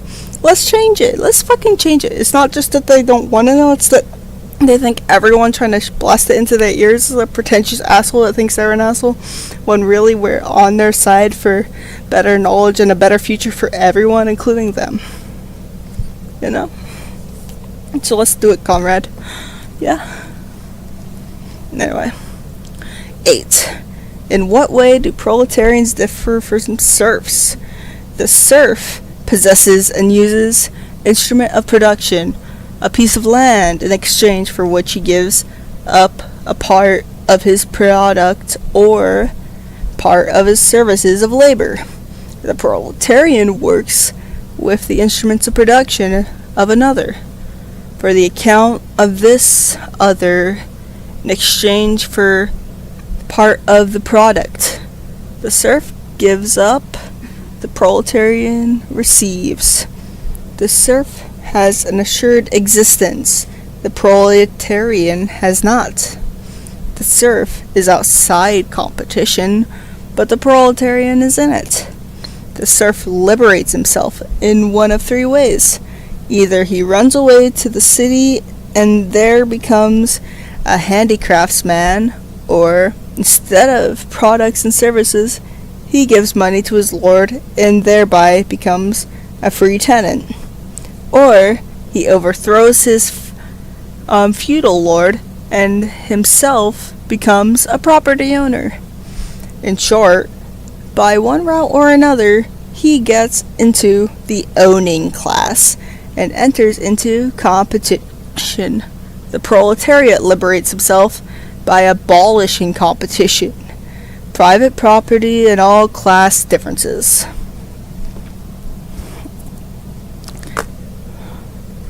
9. In what way do proletarians differ from handicraftsmen? In contrast to proletarian, the so-called handicraftsman, as they still existed almost everywhere in the past 18th century and still exists here and there at present, is a proletarian at most temporarily. His goal is to acquire capital himself, wherewith to exploit other workers. He can often achieve this goal where guilds still exist, or where freedom from guild restrictions has not yet led to the introduction of factory-style methods into the crafts, nor yet to fierce competition. But as soon as the factory system has been introduced into the crafts and competition flourishes fully, the perspective dwindles away and handicraftsmen become more and more a proletarian. The handicraftsman therefore frees himself by becoming either bourgeois or entering the middle class in general, or becoming a proletarian because of competition, as in now more often the case, in which case he can free himself by joining the proletarian movement, i.e. more or less the communist movement. 10. In what way do proletarians differ from manufacturing workers?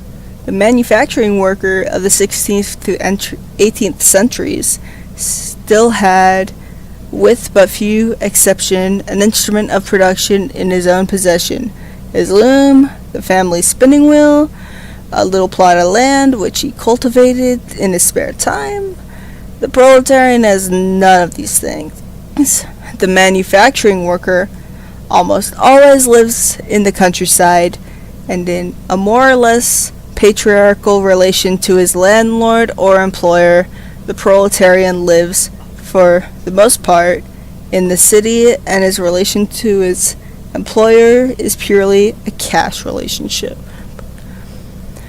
the manufacturing worker is torn out of his patriarchal relation by big industry, loses whatever property he still has, and in this way becomes a proletarian.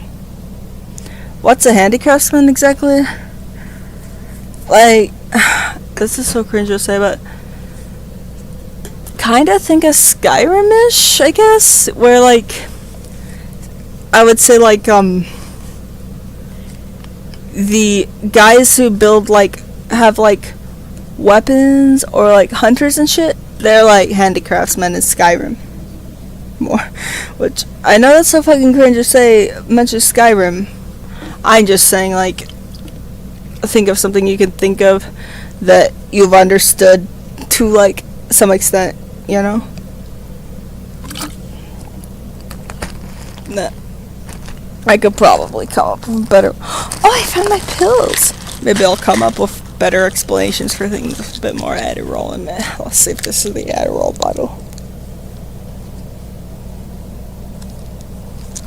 We got to see if it's Dextro. Yeah, it's amphetamine. That's what's important, right? Amphetamine. But yeah.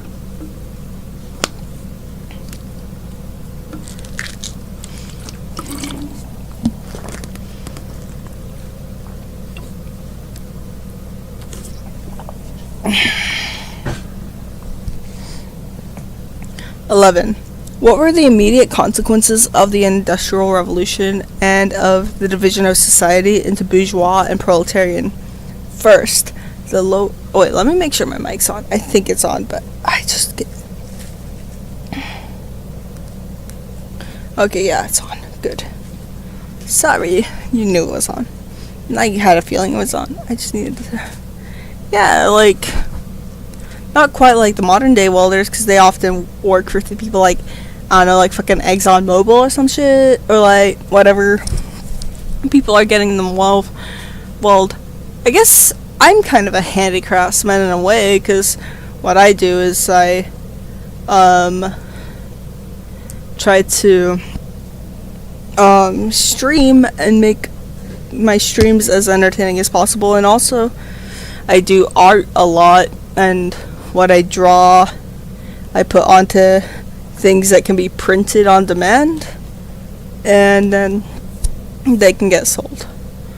So yeah, I'm not a normie proletarian, but then in the modern age, I'd call myself closer to like lumpen, because I can't fully provide for myself, and in this modern age of things so strictly divided, I'd say that I am more lumpen related, especially because I'm only this way because of disability more than anything.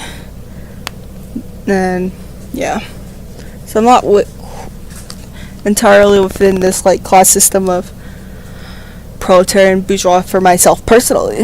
I'd say I'm like, yeah, I guess I'm somewhere like between lumpen and handicraftsman. Wow, I'm a lumpen handicraftsman. That should be my next username if I ever get banned for being too based. Anyway. 11.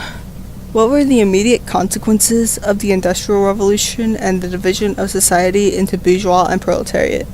First, the lower and lower prices of industrial products brought about by machine labor totally destroyed in all countries of the world the old system of manufacture or industry based upon hand labor.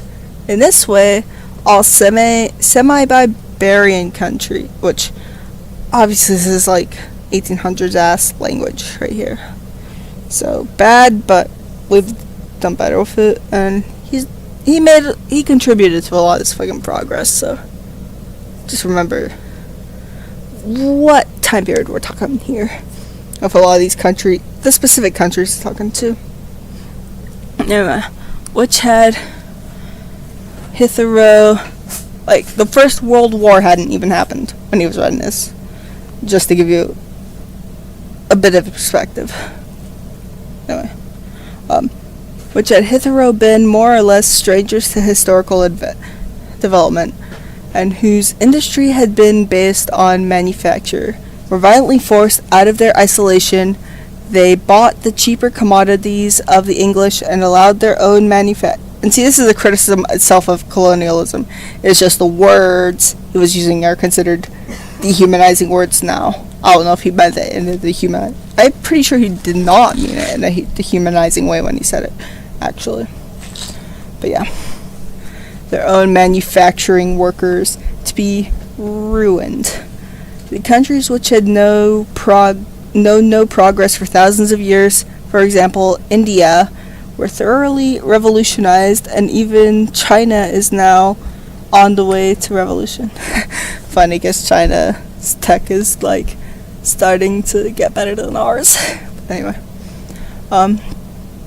we have come to the point where a new machine invented in England deprives millions of Chinese workers of their livelihood within a year's time. In this way, big industry has brought all the people of the earth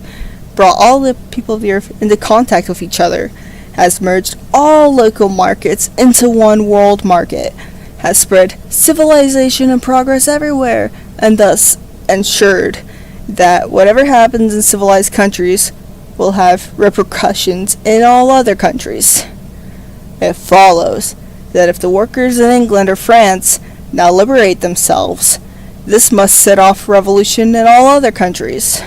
Revolutions which, sooner or later, must accomplish the liberation of their respective working class. Second, wherever big industries displaced manufacture, the bourgeoisie developed in wealth and power to the utmost and made itself the first class of the country. The result was that wherever this happened, the bourgeoisie took political power into its own hands and placed the hitherto ruling classes and aristocracy and guildmasters and their representative, the absolute monarchy. The bourgeoisie annihilated the power of aristocracy, the nobility, by abolishing the entailment of estates. In other words, by making landed property subject to purchase and sale, and by doing away with special privileges of nobility. It destroyed the power of guild masters by abolishing guilds and handicraft privileges. In their place, it put competition, that is, a state of society in which everyone has the right to enter into any branch of industry, the only obstacle being a lack of necessary capital.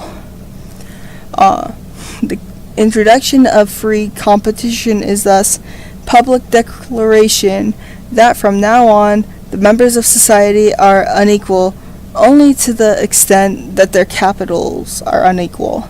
The capital is the decisive power, and that therefore the capitalists, the bourgeoisie, have become the first class in society.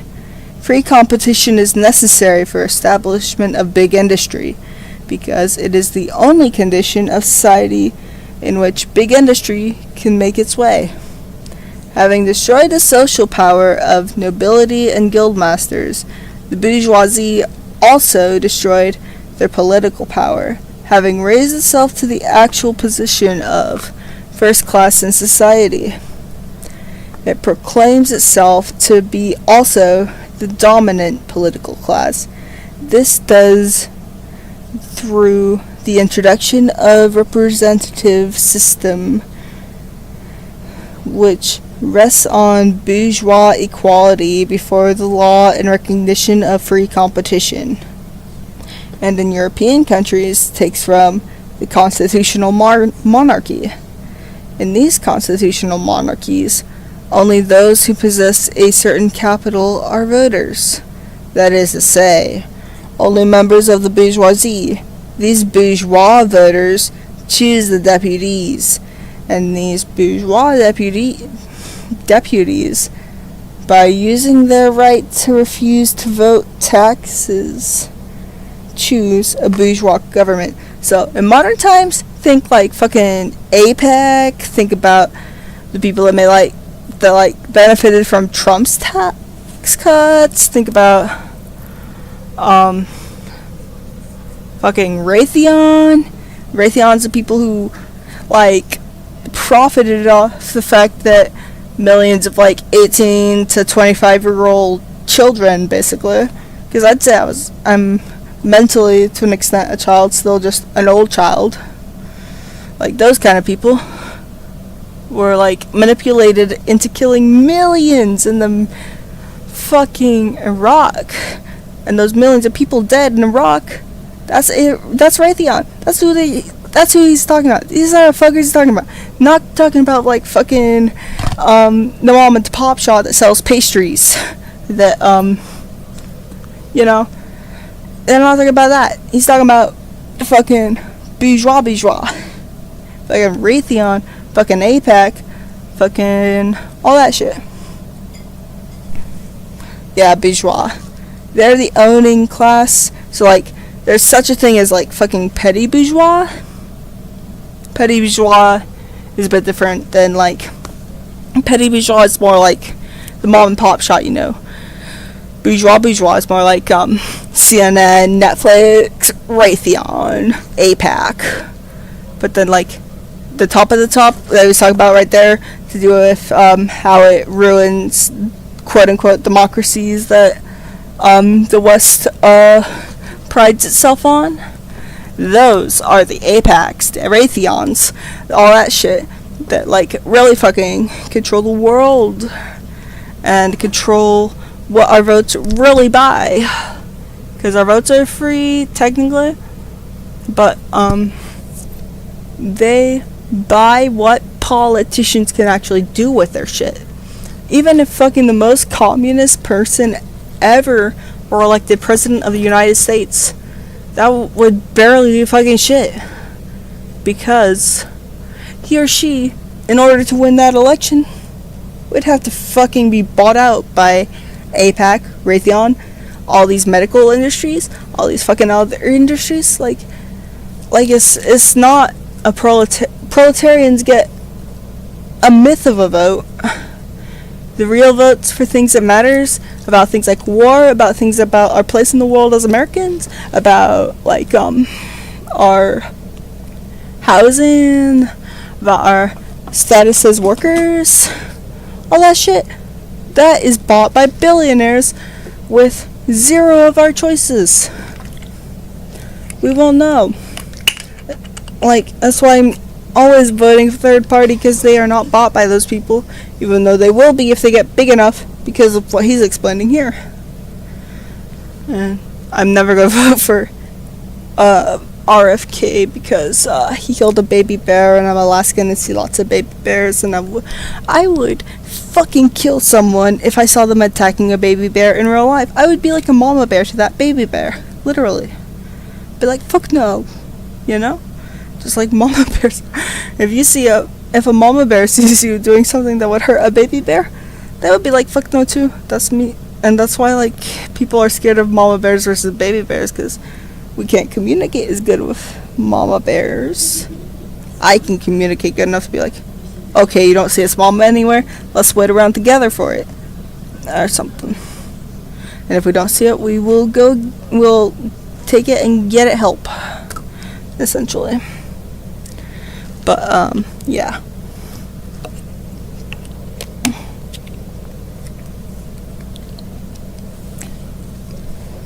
Alright.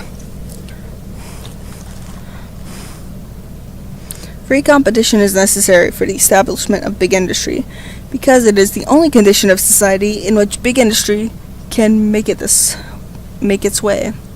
Having destroyed the social power of nobility and guildmasters, the bourgeois also destroyed their political power, having raised itself to the actual position of first class in society.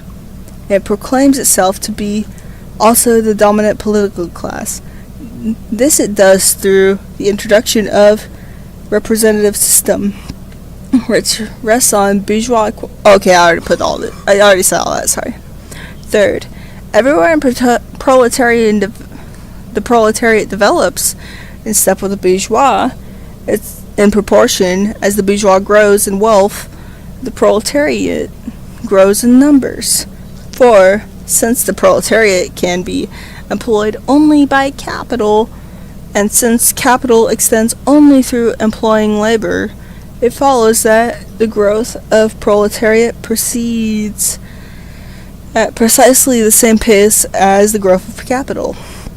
Simultaneously, this process draws members of the bourgeoisie and proletarians together into the great cities where industry can be carried on by profitability, and thus throwing great masses in one spot.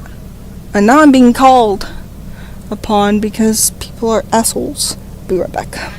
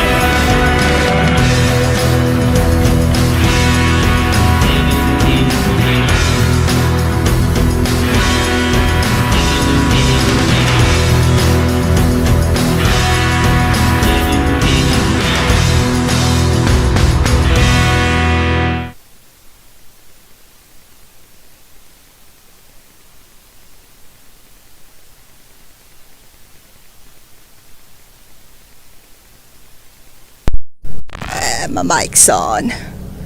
We're based record. Bro, I am so glad that you asked, honestly, because I've been needing to record this. I started recording it for a podcast like 3 years ago, then stopped, but bro, you gave me the fucking motivation because it's like, yeah, why did I even make myself present on social media? It was not because I am desperate and chronically ill and stuff actually at all. It's because I wanted to tell more people about communism, so thank you, comrade. Even if you don't realize, because I am going to look through this recording, edit it, see if it's beyond editing and I need to redo it, but you know, I'm gonna fucking do this and fucking get it out to more people. And I'm glad you're intrigued. You don't have to 100% agree with me, but to understand completely, like, I think it's important to understand who, what, where, when, why a bit. This is who, what, where, and why a bit, you know? This is some of the OGs. Marx and Engels, your favorite buddies. And Jordan Peterson's favorite people to demonize other than Stalin. Which I have good things to read aloud from Stalin. If this goes good enough, why not? Why not read Stalin? Why not fucking read Stalin? We'll do that another time. Don't worry, comrades. We'll read Stalin, we'll read Lenin, we'll read people I haven't read before. Hell, that'd be funny if, like, we did react videos to, like, forcing a lesbian, a feminist to read blah blah blah first or something. Because some people, like, act like lesbians who care about women's rights don't like communism. But that's, like, a whole other argument. A whole other thing. We're going right to the OGs right here. Anyway, in this way, big industry has brought... Oh yeah, so, like, see, like, it brought all people... And see, it's only more so with the internet, since that's, like, the new kind of big thing that did it. Was the internet. Pros and cons there. New developments. New things. New requirements for, revolution. New requirements for a person liberating themselves. Like, so much bigger. This is why if someone assassinates the president, it's not as though, like, the US just fucking ends or something. Not as though, like, global hegemony ends, because it's so much bigger than that, because it's a bigger system. Which, because you remember part of how he said serf liberates himself is he overthrows his king, which is kind of that idea. I'm just saying. I'm just clarifying here. Don't worry, we're not going to assassinate the president. We know we need to kill a lot more assholes, not just the president. Anyway. It's a joke. Hopefully I don't get fucking banned. If I get banned and killed, you know fucking why. Anyway. The bourgeoisie, and the introduction of free competition is thus public declaration that from now on, the members of society are unequal only to the extent that their capitals are unequal. That capital is decisive power. And that, therefore, the capitalists, the bourgeoisie, have become the first class in society. Hold on, I gotta fix this. I actually got a drop of power rate on my little keyboard, and now it's like clicking on things a bit too early. Okay, there we go. Wiped it off. It's okay. It's not a big drop. It's like residue. It just happens if a bit of residue comes onto the keyboard. Having destroyed the social power of nobility and guildmasters, the bourgeoisie also destroyed their political power, having raised itself to actual position of first class in society. It proclaims itself to also be the dominant political class. This it does through the introduction of representative system, which rests on bourgeois equality before the law and recognition of free competition. Certain capital are voters, that is to say, only members of the bourgeoisie. These bourgeoisie voters choose. Okay, so we read that already. Damn, I should not have started this drunk, but fuck it. We're going, bro. We're going. Third, everywhere the proletariat develops in step with the. Okay, so we read that. Wow. We on the 12 already? Simultaneously, this process draws members of the bourgeoisie and proletariat together into the great cities where industry can be carried on most profitably, and by thus throwing great masses in one spot, it gives the proletarians a consciousness of their own strength. Moreover, the further this process advances, the more new labor-saving machines are invented, the greater is the pressure exercised by big industry on wages, which, as we have seen, sink their minimum and therewith render the condition of the proletariat increasingly unbearable. The growing dissatisfaction of the proletariat thus joins with its rising power to prepare a proletarian social revolution. 12. What were the further consequences of the Industrial Revolution? Big industry created in steam engine and other machines, the means of endlessly expanding industrial production, speeding it up and cutting its costs. With production thus facilitated, the free competition, which is necessarily bound up with big industry, assumed the most extreme forms. A multitude of capitalists invaded industry, and in a short while more was produced than was needed. As consequence, finished commodities could not be sold, and so-called commercial crises broke out. Factories had to be closed, their owners went bankrupt, and the workers were without bread. Deepest misery reigns everywhere. After a time, the superfluous products were sold. The factories began to operate again. Wages rose. The gradual business got better than ever. But it was not long before too many commodities were again produced and new crises broke out, only to follow the same course as the predecessor. Ever since the beginning of this 19th century, the condition of industry has constantly fluctuated between periods of prosperity and periods of crisis.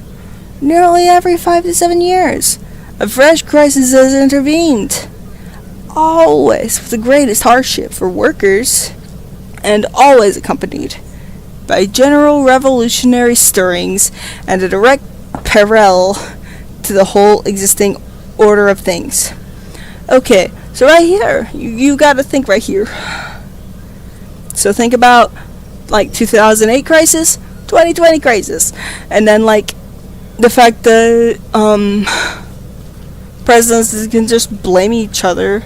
The two parties in power, they're doing all this shit because they're signing up to the same fucking dudes who are causing this shit, right? They're not doing this shit. The dudes that are buying them are doing this shit. Really. They're buying this shit. Buying these things to happen. They're depending on these things to happen. But say, you see, Trump always saying, if you vote for Kamala, this will happen to the gas. This will fucking happen to the gas, or the milk, or the eggs, or whatever you have to live with. Whatever you need to live. Whatever little product you need to live. This is what's going to be happening with it, regardless of president. Because they're in the class of capitalist. That's what they're in the class of. It's not in the class of Democrat or Republican people who vote for them. No, they're in the class of people who buy them. That's what I'm saying here. You see what I mean? I need a drink because my voice is getting a bit hoarse. I'll be right back. But yeah, you see what I mean.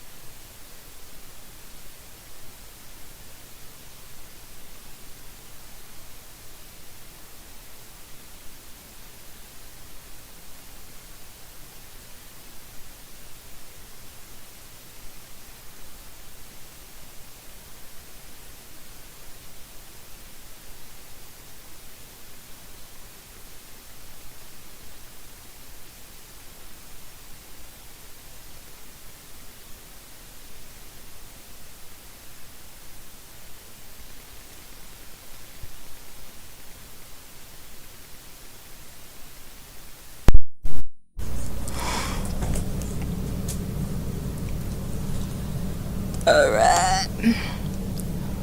Did I turn on my... Oh, cool. I turned on my mic already.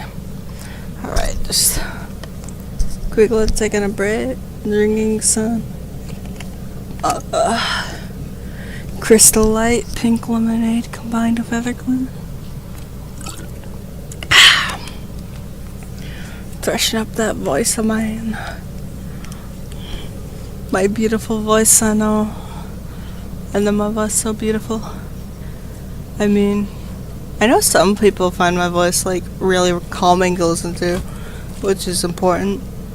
Either way, if my voice is a voice that has knowledge in the brain of that voice, I will use it. And I know everyone has unique preferences to what voices they like to hear, what faces they like to hear that voice come out of, blah blah blah.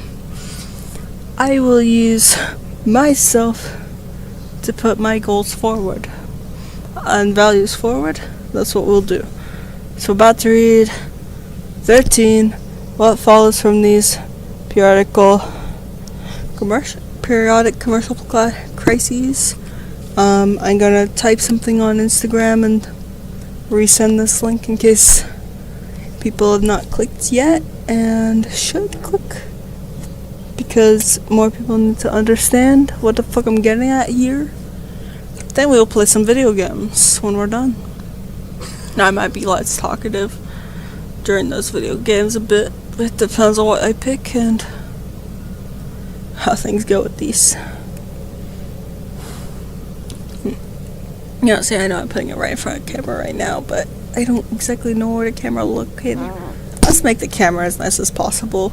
Get the comfiest spot as possible. Make sure my computer's plugged in while I'm in that, all that, like that. Everything's nice once I'm done with this.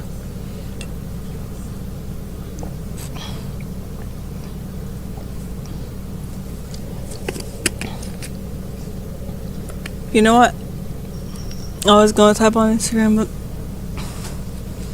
unless I like absolutely forget all this, I might just redo this and then have like it playing aloud while I play Zoo Tycoon 2.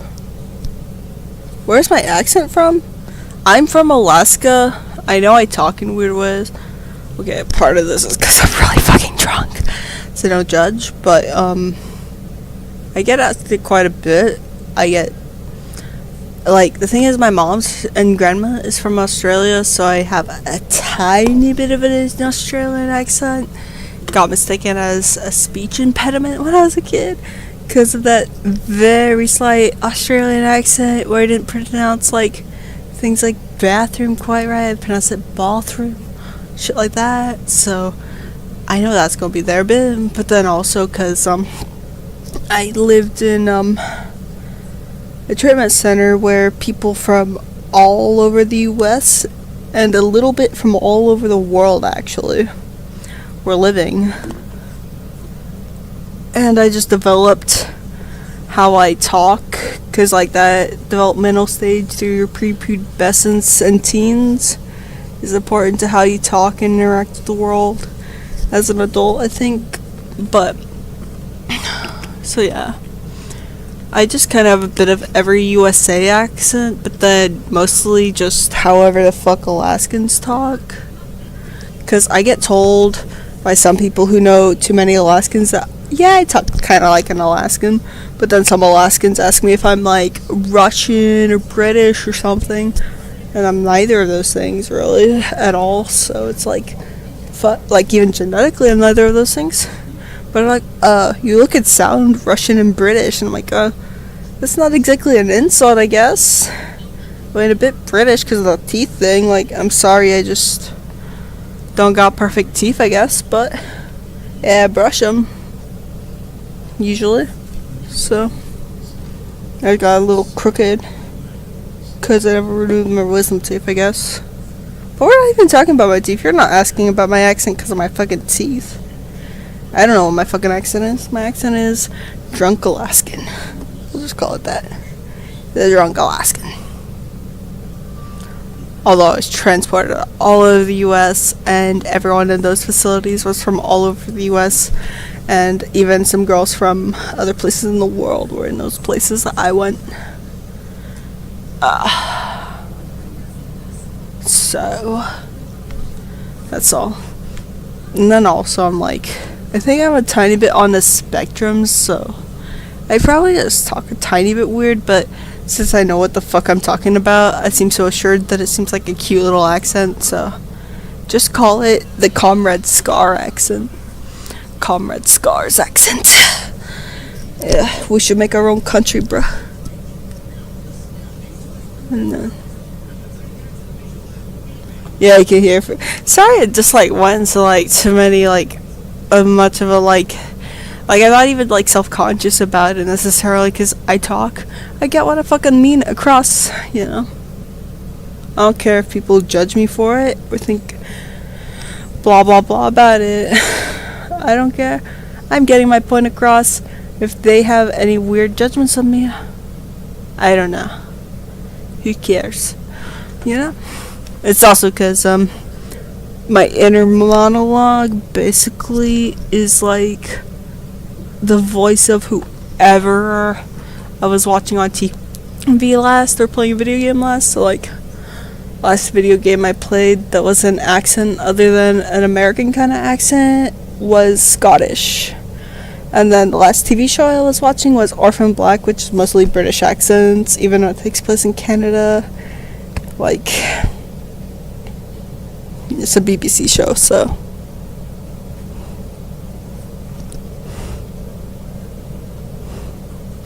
Yeah, that's true. I really like certain accents and certain ways of pronouncing certain, even just English words.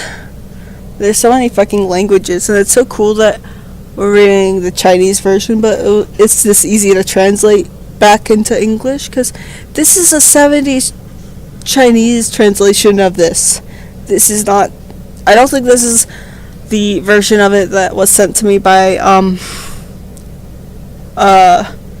one of the communist parties in the USA. I know I should know. But PCUSA. That's the most agreeable communist party in the USA for me right now. It might change, might not. If you're in one of another party and want me to change it, then talk to me, convince me. I'm not going to be a Trotskyist or anti-Marxist Leninist. I might be convinced to join a Maoist party, but it's unlikely. But since I'm so rural, I kind of get it and kind of agree. So, just talk to me. We'll see. Just in case sorry. I know you're not a Maoist or Marxist-Leninist, Chris. You're pretty new to this. But I want to get you in on this. You could be a real comrade, bro. You'll be like, oh my god, Comrade Scar taught me so much. But not only for my own sake, but for your sake, because who knows? Who knows where you're from? Who knows? It's hard to tell where you can make a difference. Sometimes I think Alaska is the best place to be ever, because we don't have that much connection to the USA. Therefore, we could just say, hey, take us back, Russia, please, please, please. And if I get enough people to be like that, Russia will take us back, which is not to say at all that fucking Russia's communist right now or anything. But it'll piss off the current hegemony enough. That's what I'm trying to say. If we do that route with Russia, or if we ally with Hawaii, somehow we'll have some sort of war. My city literally has destroyed military towers because military radios could not get over our big ass mountains. Neither could tsunamis. Well, we got tsunami warnings because Japan got those tsunami warnings. We're fucking destroyed. Feel so bad for them. Not diminishing what Japan went through, but just saying our mountains protected us with it. We are tough. We are unique. We are cool as Alaskans, and we are not quite the same as lower 48. That's all. We should team up with Hawaii and do something about it. We gotta decide. Do we want to be Russia? Do we want to be China? What? We want to be? Will be our own thing? Cool. Own thing is best. Yeah, but let indigenous people rule the entirety of the government and claim it as whatever, all that kind of stuff. But it'd be kind of cool because we could use ourselves that way. Because with Alaska, we have so much fucking going for us with oil too, oil and fish. And first and foremost, we need to protect it. We need to go with whoever will let us protect it. But also, means that even if they're protecting it, they can still profit. So, yeah. Yeah, what I'm saying. Let's go to the next part. We are drunk enough, our sore throat is gone. Because we are drunk enough to remove sore throats. I love talking about Alaska and how revolutionary things could possibly be with it. But might say some dumb shit along the way about it, because I am a learner and think back and forth, and I'm drunk. So yeah. Anyway, 13. Oh, fuck. Accidentally. Okay, that went the way. Good. First, that though big industry is the earliest stage created for competition, it has now outgrown free competition. That for big industry, competition and generally the individualistic organization of production have become a fetter which it must and will shudder. That so long as big industry remains in present footing, it can be maintained only at the cost of general chaos every 7 years, each time threatening the whole civilization, not only plunging the proletarians into misery, but also ruining large sections of the bourgeoisie. Hence, either that big industry must itself be given up, which is an absolute impossibility, or that it makes unavoidably necessary an entirety new organization of society. C.S. Morgan. Right here. This is where hope comes. Bring hope. If you want revolution, want hope. Want hope for new. So remember that. Remember that, comrades. Yeah, we got the best salmon. That's the whole reason to make us our own country. We could be the salmon country if we really wanted. But salmon and oil are really good goods, actually. Anyway, continuing. But rather, by the whole society operating according to the definite plan and taking account to the needs of all. Second, that big industry, the limitless expansion of production, which it makes possible, bring within the range of feasibility a social order in which so much is produced that every member of society will be in a position to exercise and develop all his powers and faculties in complete freedom. It thus appears that the very qualities of big industry which in our present day society produce misery and crises are those which in a different form of society will abolish this misery and these catastrophic depressions. We see with the greatest clarity, one, that all evils are from now on to be ascribed solely to a social order with no longer correspondence to the requirements of the real situation, and two, that it is possible through a new social order to do away with these evils altogether. And see, it is equally important to be optimistic. Really fucking important. Maybe just as important. Might be more important. I mean, it equally means just as. Nah. Because if you don't have any optimism for fucking something new, for like fighting your way, for that every fight you bring, everything you do for this is gonna bring about something new. Even if you end up a tiny bit on the wrong side, whatever, if you end up a Trotskyist, whatever, you will end up contributing something to the further project of this. This has been talking about. And maybe, just maybe, we'll go further and further. Will be the Enlightenment. We are part of the Enlightenment revolution. Bend the revolution in different countries. They assassinate the revolution. We, especially in the big parts of empire, we need to fight to be in this revolution, to stop killing off the revolution, to be a part of it, or demolish ourselves if every intervention we make is only a piece of furthering neoliberalism. But just a whole other thing we'll talk about another day. Maybe today. We'll see how I feel. Don't worry. Anyway. 14. What will this new social order have to be like? Above all, it will have to take control of industry and all branches of production out of the hands of mutually competing individuals, and instead institute a system in which all branches of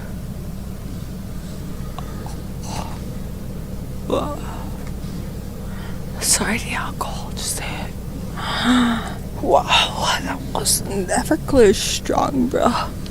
Never take it. We always gotta leave our mouse right over whichever word we're using. Alright.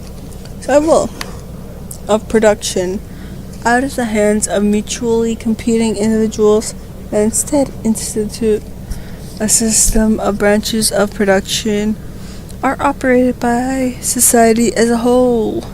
That is, for the common account, according to a common plan, and with the participation of all members of society. It will, in other words, abolish the competition and replace it with association.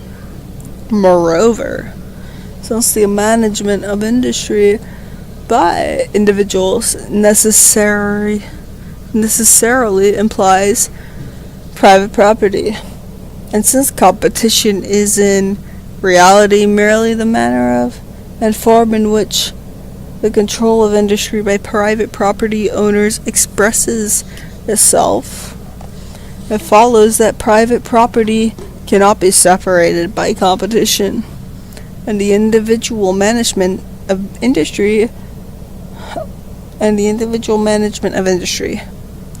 Private property must, therefore, be abolished, and in its place must come the form of utilization of all instruments of production, and the distribution of all products according to common agreement. In a word, what is called the common ownership of goods. In fact, the abolition of private property is, doubtless, the shortest and most significant way to characterize the revolution in whole social order which has been made necessary by the development of industry, and for this reason it is rightly advanced by communists as their main demand. 15. Was not the abolition of private property possible at an earlier time? No. Every change in social order, every revolution in property relations is the necessary consequence of new forces in production which no longer fit into the old property relations. Private property has not always existed. When, towards the end of the Middle Ages, there arose a new mode of production which could not be carried on under then existing feudal and guild forms of property. This manufacture, which had outgrown the property relations, created a new property form, private property. And for manufacture, in the earliest stage of development of big industry, private property was the only possible property form. The social order based on it was the only social order. So long as it not possible to produce much and there not enough for all, with more left over for expanding the social capital and extending the forces of production. So long as this is not possible, there must always be a ruling class directed the only use of society's productive forces and poor oppressed class. How these classes are constituted depends on the stage of development. The agrarian Middle Ages gives us the baron and serf.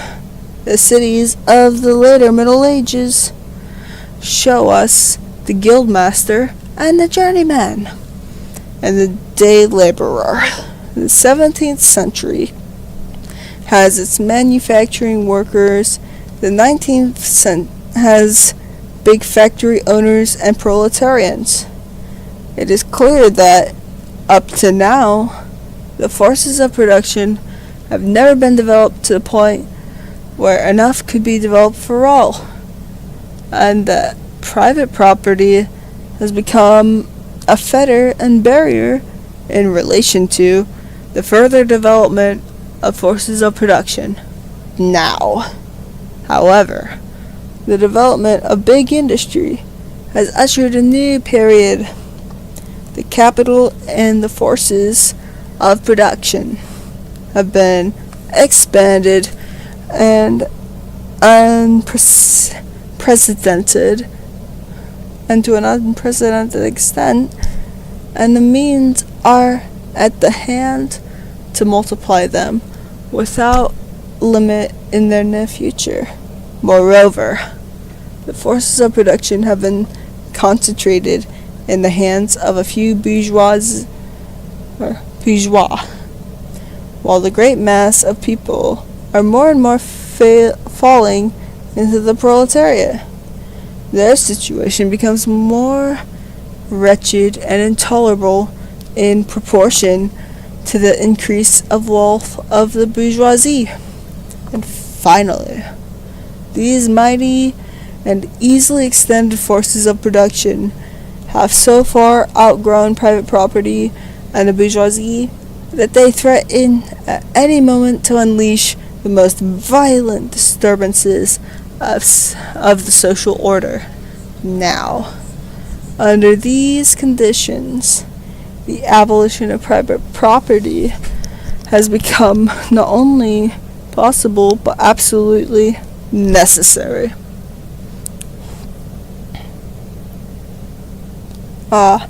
Thank you, Split Seconds. I don't know how long ago you said that, but I appreciate. I will keep it going. Don't worry, comrade. I will keep it going, and then another time I'll record all this and just like make it an overlay to a different game that's easier to kind of just watch. So probably Tycoon 2. Or I just ride a camel or something for a few hours in a desert. But anyway. 16. Will the peaceful abolition of private property be possible? It would be desirable if this could happen, but the communists would certainly be the last to oppose it. Communists know only too well that conspiracies are not only useless, but even harmful. They know all too well that revolutions are not made intentionally and arbitrarily, but that, everywhere and always, they have been the necessary consequence of conditions were wholly independent of the will and direction of individual parties and entire classes. See, I am not making it. You guys are making it. You guys are putting it in your own trap. So if anyone tries to say that I'm perpetuating violence, no. You guys perpetuated the violence and brought this violence against you back. I'm not talking about you, viewer. Unless you viewer this, but as in you viewer, as in you FBI agent was trying to decide whether or not to get the FBI to kick in my door like they did when I was younger. Thank you. I'm not an anarchist or a Trotskyist or a Maoist. I am a Marxist-Leninist now, and I understand it will just happen to you. It'll happen to you. I'm not making it happen to you. You are making it happen to you. Right here, right now. Cool, bro? Cool. Anyway. But they also see the development of the proletariat in nearly all civilized countries has been violently suppressed. And that, in this way, the opponents of communism have been working towards a revolution with all their strength. If the oppressed proletariat is finally driven to a revolution, then we communists will defend the interests of the proletarians with deeds as we now defend them with words. This means like, so like you're thinking like maybe like so like Israel Palestine, like think about the time that Palestine was finally during the fight back. It was demonized all over. Bourgeois media was just outright demonized, and like some things were incredibly terrible during that. I'm not gonna lie. But who created this violence? It was not the people whose party made up, like, 80% of the members of Hamas are orphaned. Why are they orphaned? Orphaned by Israeli attacks. 80% of the people going in there, seeing those people dancing right in front of the place that they are forced to stay in forever and killed in, they want an attack. Those are the people we support, even if we don't agree ideologically. We see it as revolutionary struggle of oppressed fighting their oppressors. We see women who've been raped repeatedly by their sex traffickers, and then they murder their sex traffickers as a very low scale individual revolutionary action. Because, hey, the whole process he made, you killed that fucker and you got out. Congrats to you. Literal congrats. You know? Get what I mean? Murder's not good. Murder's not nice. Who created this violence? Not the oppressed person, etc. Now my brother's arguing with me because he's a liberal. Anyway. In probability, the proletarian revolution will transform existing society gradually, and it will abolish private property only when the means of production are available in sufficient quantity. What will be the course of this revolution?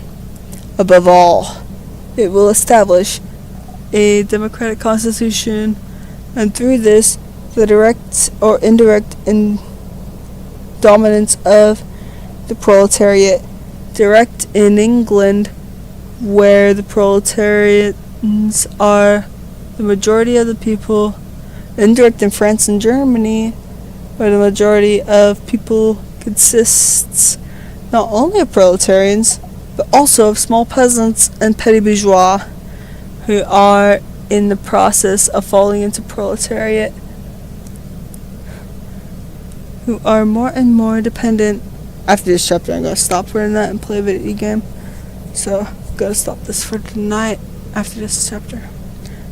And stop the stream and start a new one. That's all I'm saying.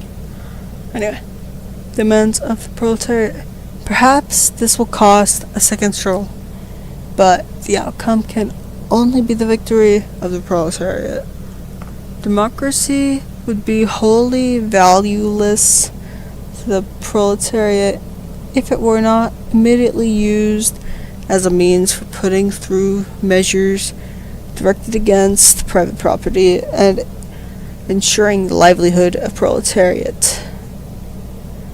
The main measures emerging as necessary result of existing relations are the following. 1. Limitation of private property through the progressive taxation, heavy inheritance taxes, abolition of inheritance through collateral lines, brothers, nephews, etc., forced loans, etc. 2. Gradual expropriation of landlords, industrialists, railroad magnates, and ship owners, partially through competition by state industry, partially directly through compensation in the form of bonds. 3. Confiscation of the possessions of all immigrants and rebels against the majority of the people. 4. Organization of labor or employment of proletarians on publicly owned land, in factories and workshops, with competitions among the workers being abolished and with the factory owners, insofar as they still exist, being obliged to pay the same high wages as those paid by the state.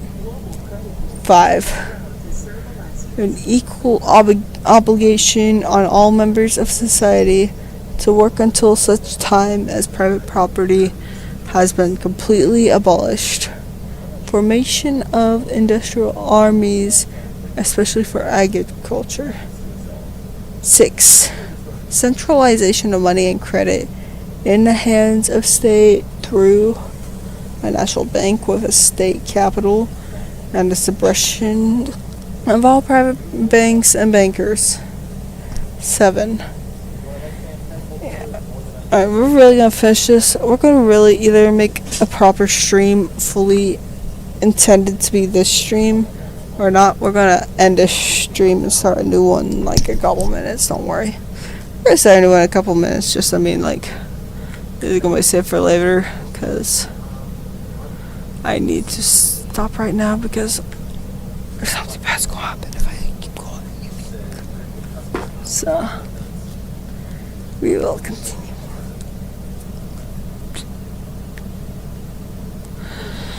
Alright, see you soon.